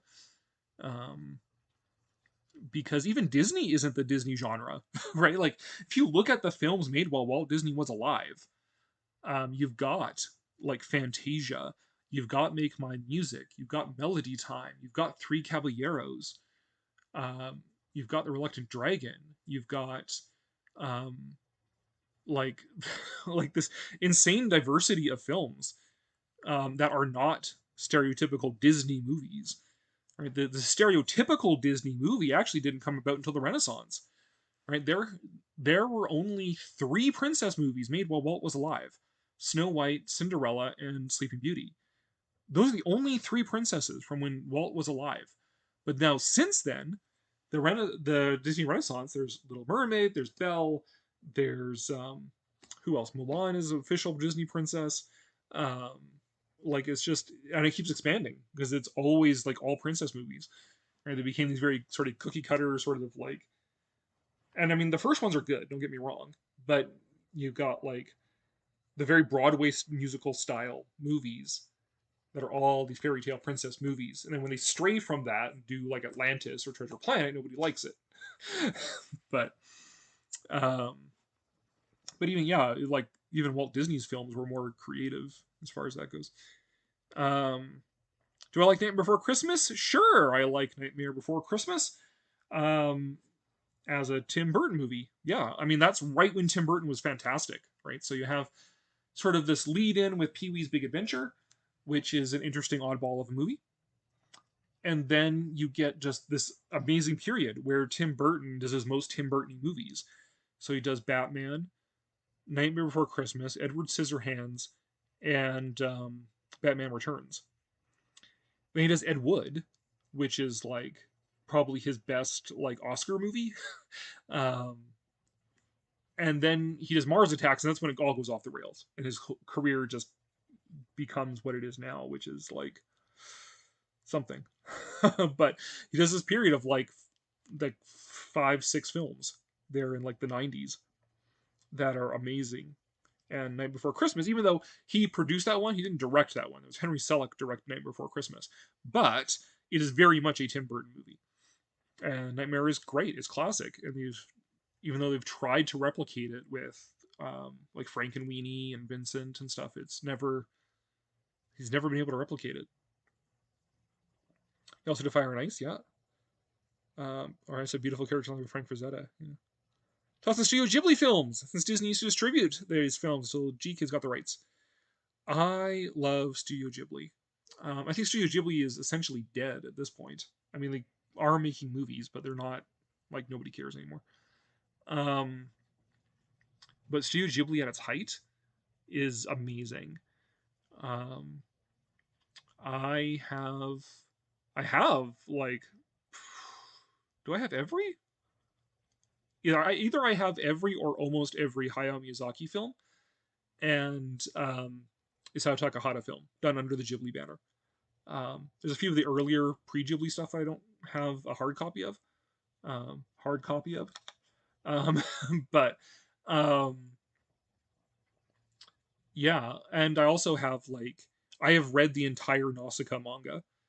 Have a copy of that, which makes it hard to watch Nausicaa The Valley of the Wind now, because Nausicaa The Valley of the Wind is only like the first 2 volumes of the manga, and it's got like 7 volumes. The story is much deeper in the manga. Castle in the Sky and My Neighbor Totoro are my 2 favorite Ghibli movies. I'm not sure which one of those 2 is my most favorite. They're both pretty amazing. Love them both. Whisper of the Heart is also one of my favorite Ghibli movies, which is not by either Miyazaki or Takahata. Whisper of the Heart is just this beautiful, like, modern coming-of-age story with these 2 Japanese kids trying to find their way in life. But I haven't watched it, like, really recently, so I'm not sure how well that would hit now as a 45-year-old man. But I do like that one. Only Yesterday is also pretty good. Princess Mononoke and Spirited Away are okay. Weirdly enough, those are not my favorite Miyazaki films. They're not even up there on the list. I would actually put stuff like Porco Rosso and Kiki's Delivery Service above those two, personally. Pom Poko, I love. Pom Poko is a great movie. Um, My Neighbor the Yamadas is a fun, charming movie. Um, so I'm running through the mental list here. Arrietty is where it kind of starts to be like, who cares about Ghibli anymore? Tales of Earthsea exists. Ponyo exists. The Wind Rises is really good. It's weirdly like autobiographical. Wind Rises and Porco Rosso, I think, are Hayao Miyazaki's two most personal films, because he's really into airplanes. I mean, but there's more themes going on in there about issues of like war and wonder and nature and things like that. But like, two things: Hayao Miyazaki loves planes, and he always draws himself as a pig. And so I think Porco Rosso is like one of his most personal films. I think Wind Rises is also, even though it's a biography of this other guy, the designer of the Zero Fighter. It's still, I think, a very personal project for Miyazaki. I'm not looking forward to his next last film. He always does, like, what's his next last film after his previous last film? I mean, I don't know how much gas he has left in the tank after fixing up things like, what was that one that he wasn't on originally, and then he had to fix it up and save it? It's got the wizard in it. Why can't I remember it? It's got Howl's Moving Castle. There we go. It exists. Not everything Ghibli touches is gold, but yeah. And I've been to the Studio Ghibli Museum as well. I have not been to the new theme park, though, because that was built after I've been to Japan. So that's one of the reasons that my wife and I have been chatting about going to Japan at some point. That and the 2 Godzilla rides that were created since I was last there. So I actually want to go to the Ghibli park as well. But Ibler Jikan is also a good short film as well. So in Whisper of the Heart, there's these painted sequences of this like fantastic alternate world. There is an entire short based on those, called Ibler Jikan or Jikan. I don't know how to pronounce it. But that's also really fascinating as a piece of art as well. So suffice to say, I love Ghibli. I do enjoy Ghibli a whole lot. I actually have a collection of Ghibli plushes as well that I picked up while I was in Japan, but I do not have them on display anywhere because I don't. So maybe someday we'll do a Ghibli themed live stream and talk about that in more depth. James the Giant Peach I actually have not seen, so there we go. Corpse Bride is Burton, but meh. Oh, right. Sorry, I said Vincent earlier. I meant Corpse Bride. I said Vincent because the character's name is Vincent, and he looks a lot like Vincent from Tim Burton's Vincent Short as well. I love the Vincent Short. Tim Burton's Vincent Short and the original Frankenweenie short, the live-action Frankenweenie short from '84, is great. I love that one. The Frankenweenie feature film, the animated one, yeah. Like Day Before Christmas, I prefer Coraline, honestly. Best Henry Selick movie, in my opinion. Sure. Coraline's pretty good. It's very Neil Gaiman, which either is a good thing or a bad thing, depending on one's opinion of Neil Gaiman. But it is unmistakably Neil Gaiman.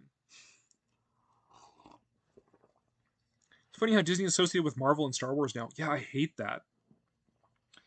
To me, that was the sort of beginning of the end, really. It's when Bob Iger took over and then started just buying up all these franchises and things.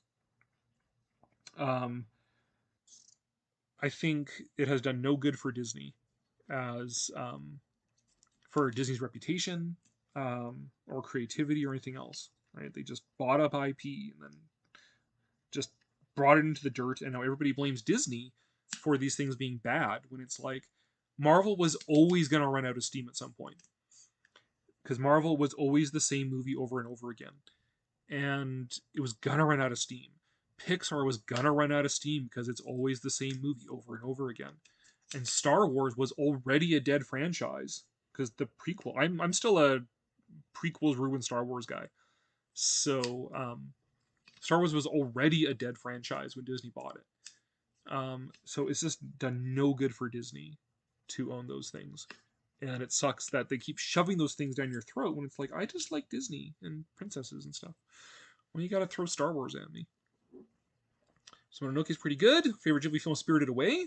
If you disagree with me, I mean, you're welcome to like it. I mean, I don't dislike Spirited Away. It's just not my favorite one, right? My favorite ones from Miyazaki again are My Neighbor Totoro and Castle in the Sky.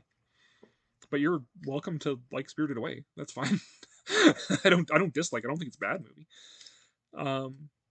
Ever see Disney's version of Three Musketeers? I have a copy of Three Musketeers.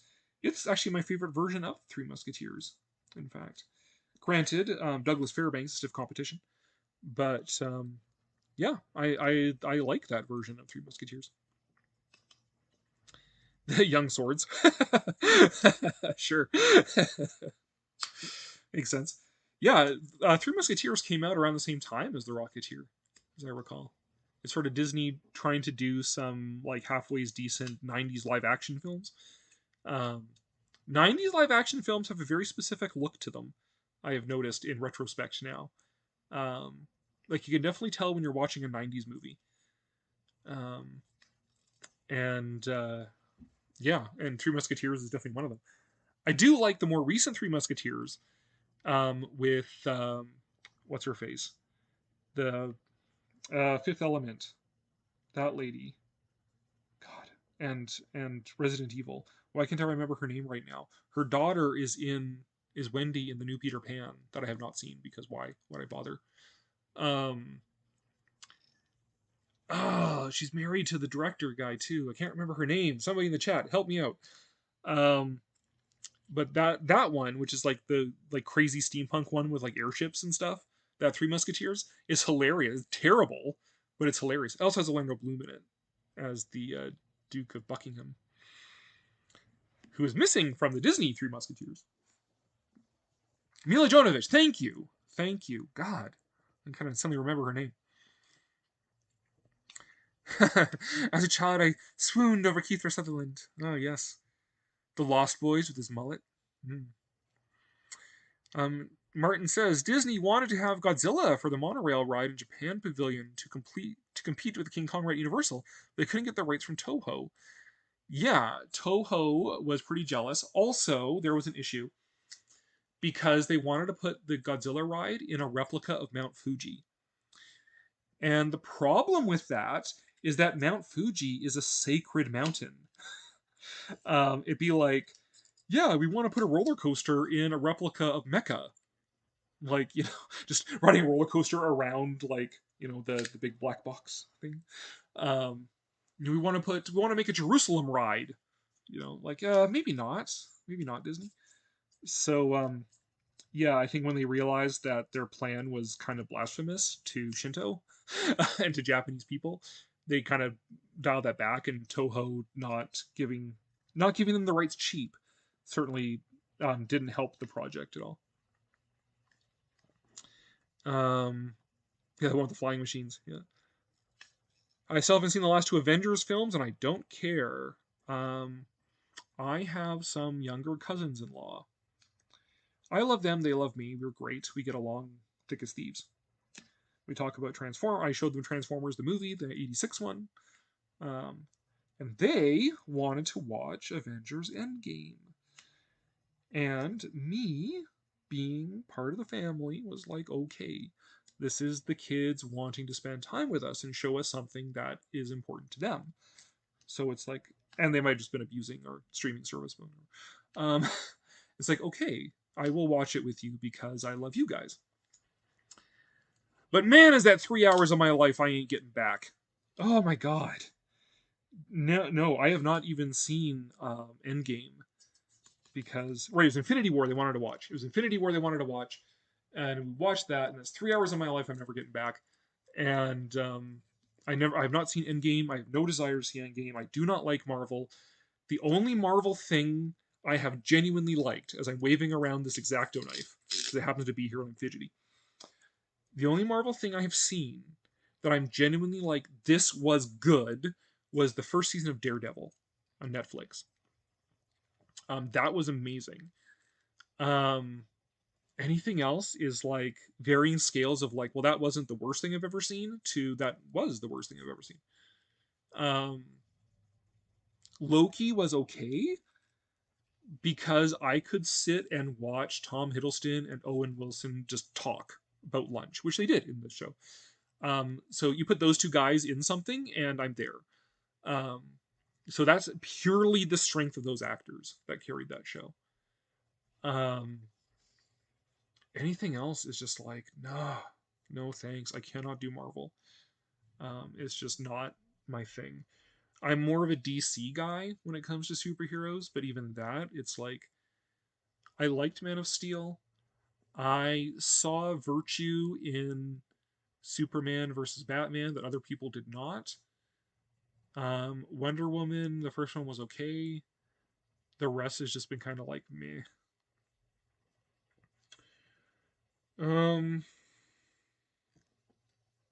can you imagine a Disney Godzilla? Maybe Godzilla could ride a giant robotic version of Mickey Mouse. Yeah, I don't. Disney Godzilla. Disney made Godzilla. Like a Disney Godzilla ride would just be a Godzilla ride, right? Like Disney can do rides of IP that is not theirs. I love the Twilight Zone ride. In fact, the Twilight Zone being killed and replaced with Guardians of the Galaxy is one of the reasons why I'm like, meh, about going back to Disneyland. Just because that was the only reason I had to go into California Adventure. Like, there's no other attractions in California Adventure that make me want to go into that park. I'll ride them if I'm in there, but I'm not like, I have to go and ride Grizzly River Rapids. Like, that's not a thing that's in my head. But Twilight Zone was the ride. I was like, I have to go and ride Twilight Zone. And I actually rode the Twilight Zone ride before seeing the show. The ride made me want to watch the show, and now the show I love. Twilight Zone is like one of my favorite shows. Actually, no, it is my favorite show. It's like Twilight Zone and Rocky and Bullwinkle. So them killing it is like killed a lot of my fandom actually. But if I say Disney can do a ride that's not based on their own IP, fine, right? So I think they could have done a fine Godzilla ride, but a Godzilla Disney movie that I'm not so sure about. I'm not sure that they would get it, and not even because like, oh, Disney's so terrible, but there has never been a good Hollywood Godzilla movie. I think King of the Monsters came close. I think it is actually even better. I would say it's better than some of the Showa era films. Like, I don't think it's hard to say that King of the Monsters was better than Son of Godzilla. It just, yeah, it is. But it's just that Hollywood doesn't understand Godzilla because they don't understand. They don't feel viscerally the meaning of Godzilla, right? Because the United States has never had atomic bombs dropped on it. If the United States wanted to do a comparable film, they would have to draw from some traumatic event in American history, like 9/11 or Hurricane Katrina or something like that. They would have to draw from that, which they don't do. So it just ends up being like sort of this empty, sometimes preachy monster movie. Whereas like the best Godzilla, like Gojira and Shin Gojira, are amazing. And Hollywood can't do it because Hollywood doesn't have the visceral feeling for it. WandaVision has some good episodes. I mean, okay, sure. Highly recommend skip The Flash. I was already planning on skipping The Flash, so no worries about that.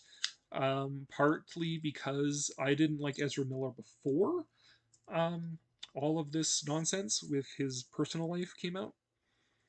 And I actually find things like trying to dredge up Michael Keaton to be actually rather cynical and I have no need to see that. If I want to watch the original Batman, I will. I don't need to watch him being an old man in some new terrible movie. So yeah, everyone skipped the Flash. Yeah, so I hear it has not been doing very well. Now Disney's gonna shove Avatar down our throats. Yeah, once a decade or something, right? Avatar is a thing. The one thing that I have heard somebody say, which I think is a good argument, is that for whatever of Avatar's fault, at least it's original. It's not a remake of something. So fair enough on that. It's just that I also think it's kind of like brainless Drek. And it's like this weirdly like anti-environmental movie. Right? It like conceives of the environment as this like giant fiber optic network where you have integrated USB cables that you can log into it. And it's like that's not how nature works. And as a metaphor for nature, that's really weird. So it's sort of like meh. So I'm not interested in it. Animal Kingdom, fine. I guess they have that Avatar land, which is fine. I wish they brought over Mysterious Island from Tokyo Disney though, because I love those rides. Journey Center of the Earth and 20,000 Leagues Under the Sea are my two favorite Disney rides anywhere in the world. Those are the Jules Verne based rides from Tokyo. I wish they brought Mysterious Island over to Animal Kingdom. It would have fit perfectly. It would have been like spot on, perfect. But they did not, and they did not read my mind. They did not ask my opinion. So okay. So they got Avatar, which is fine if you like Avatar, I guess, but not my thing. So whatever. Twilight Zone never had a bad episode. Yeah, even the worst episodes of Twilight Zone are really good. There's something about Twilight Zone. The stories are really good. The writing is amazing. It's like top tier, stellar writing on Twilight Zone. And there's just an atmosphere about it where you get the theme song, and you have that first act, and then you have like Rod, or that sort of stinger, and then Rod Serling shows up and gives that narration, and you step into the Twilight Zone. And there's something about that just like envelops you, and it's just like you're in this alternate world. And it's not all horror either. I mean, I've showed my wife the scariest episodes, but it's like some episodes are benign, some are thought provoking, some are charming, some are horrible. But you're stepping into this amazing little world that's bookended by Rod Serling giving his narration, and then that theme song, and it's just like, oh, it's perfect. I love it. And if you like Twilight Zone, watch Ultra Q. Ultra Q is amazing. And if you love Twilight Zone, you will probably love Ultra Q as well. Actually, Disney doing a Gamera movie? Yeah, sure. Why not? I have tried to get into Gamera. I have had people lend me Gamera movies and stuff. I have not gotten Gamera. So my apologies. But sure, why not? Disney could do a Gamera movie? Sure. Says you would happen to Vic Morrow in Twilight Zone the movie. I have not seen Twilight Zone the movie in forever. Because that one did traumatize me.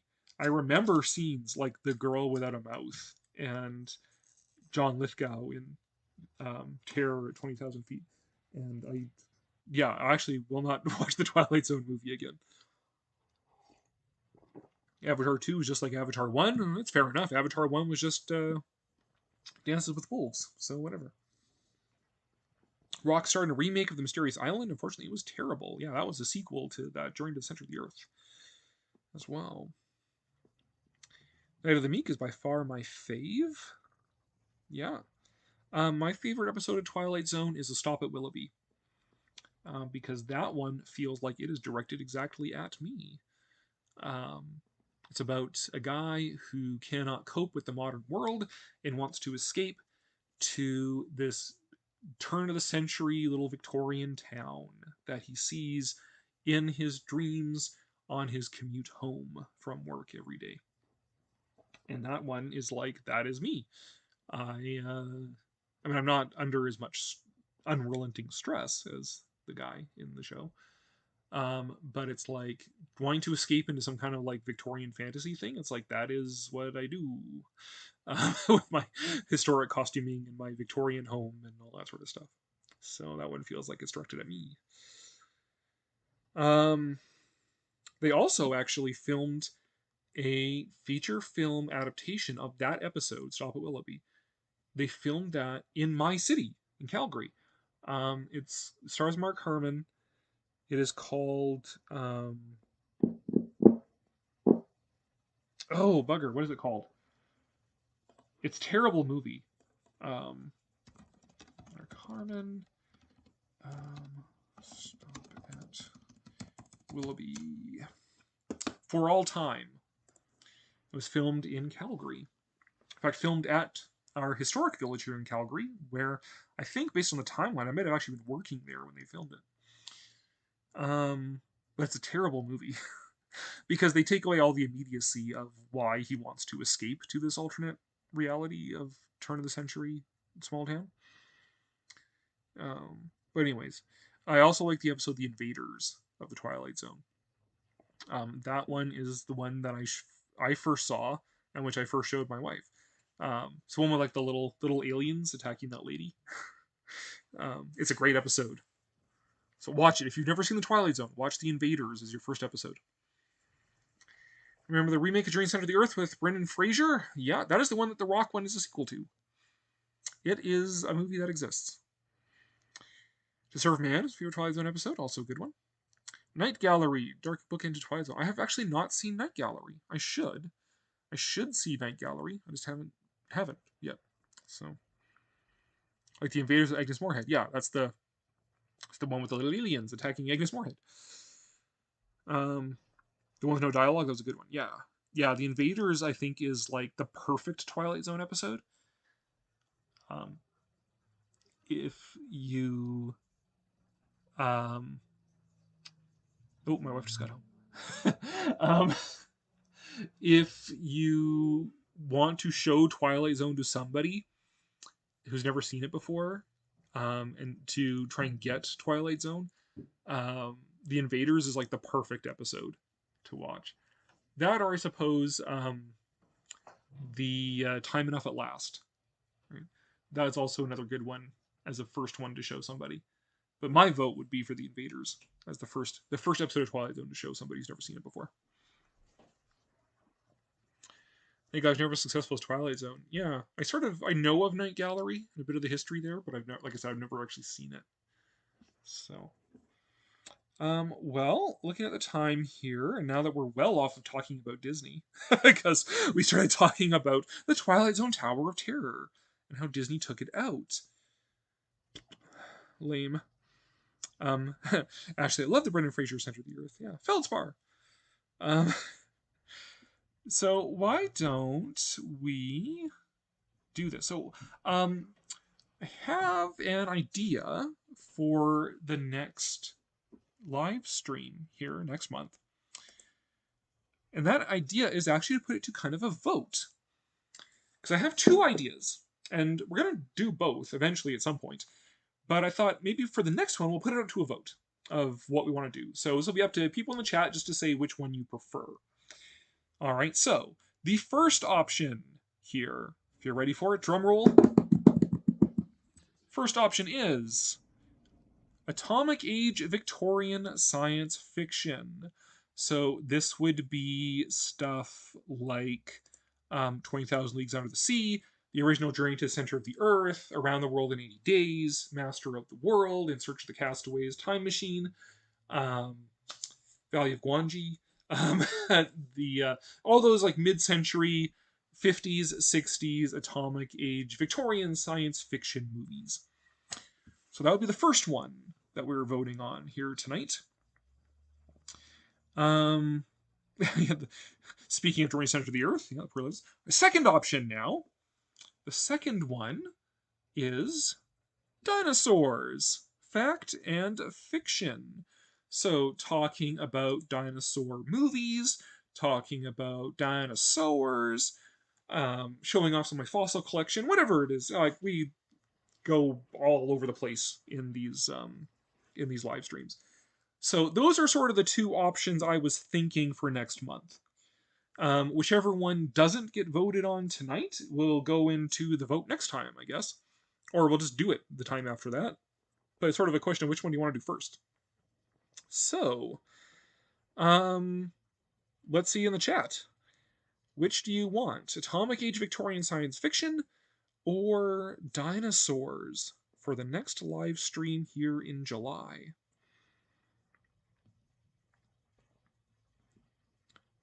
Love period pieces. Too bad they don't make many of them today. Well, they do make period pieces. There's not enough Victorian science fiction period pieces, unfortunately.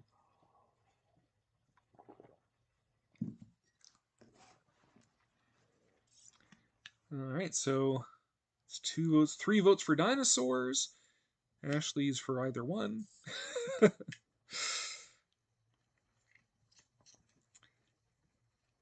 So, how many people are even in the chat right now? Just so that I know how many votes to expect. That's everybody who's in the chat right now. So, okay, all 3 of you. Yeah, so okay, then I guess it'll be dinosaurs next month, and we'll do the Victorian Age science fiction stuff another time. And next month, do I like the remake of the Time Machine? Oh, that's a topic for Victorian science fiction. So no, we're not talking about Time Machine right now. That's for another time down the road. You just voted against it, so dinosaur, please. Can't forget Gertie. All right, so that's another vote for dinosaurs. So yeah, so next month then we're going to be doing the dinosaurs as our big topic. Dinosaurs, fact and fiction, which is fantastic, and I get to show off some of my fossil collection, talk about dinosaur movies, that sort of thing. After saying earlier in the live stream that I'm very critical of dinosaur movies, but there are ones that I like, and we can talk about those ones. The modern period pieces are not really period pieces. Yeah, Ashley would be the expert on that. Ashley is the expert on history and on historical costuming, so she was definitely would be the right judge of period pieces. All right, so that is that, and I guess that draws this kind of to a close, I suppose. Unless anybody has any last Disney-related topics, we'll go back to Disney for the last little bit here. If anybody has any Disney-related stuff, or if you want to like see anything in my collection close up or whatever. Otherwise, we can kind of draw this one to a close, I think. See what the chat says.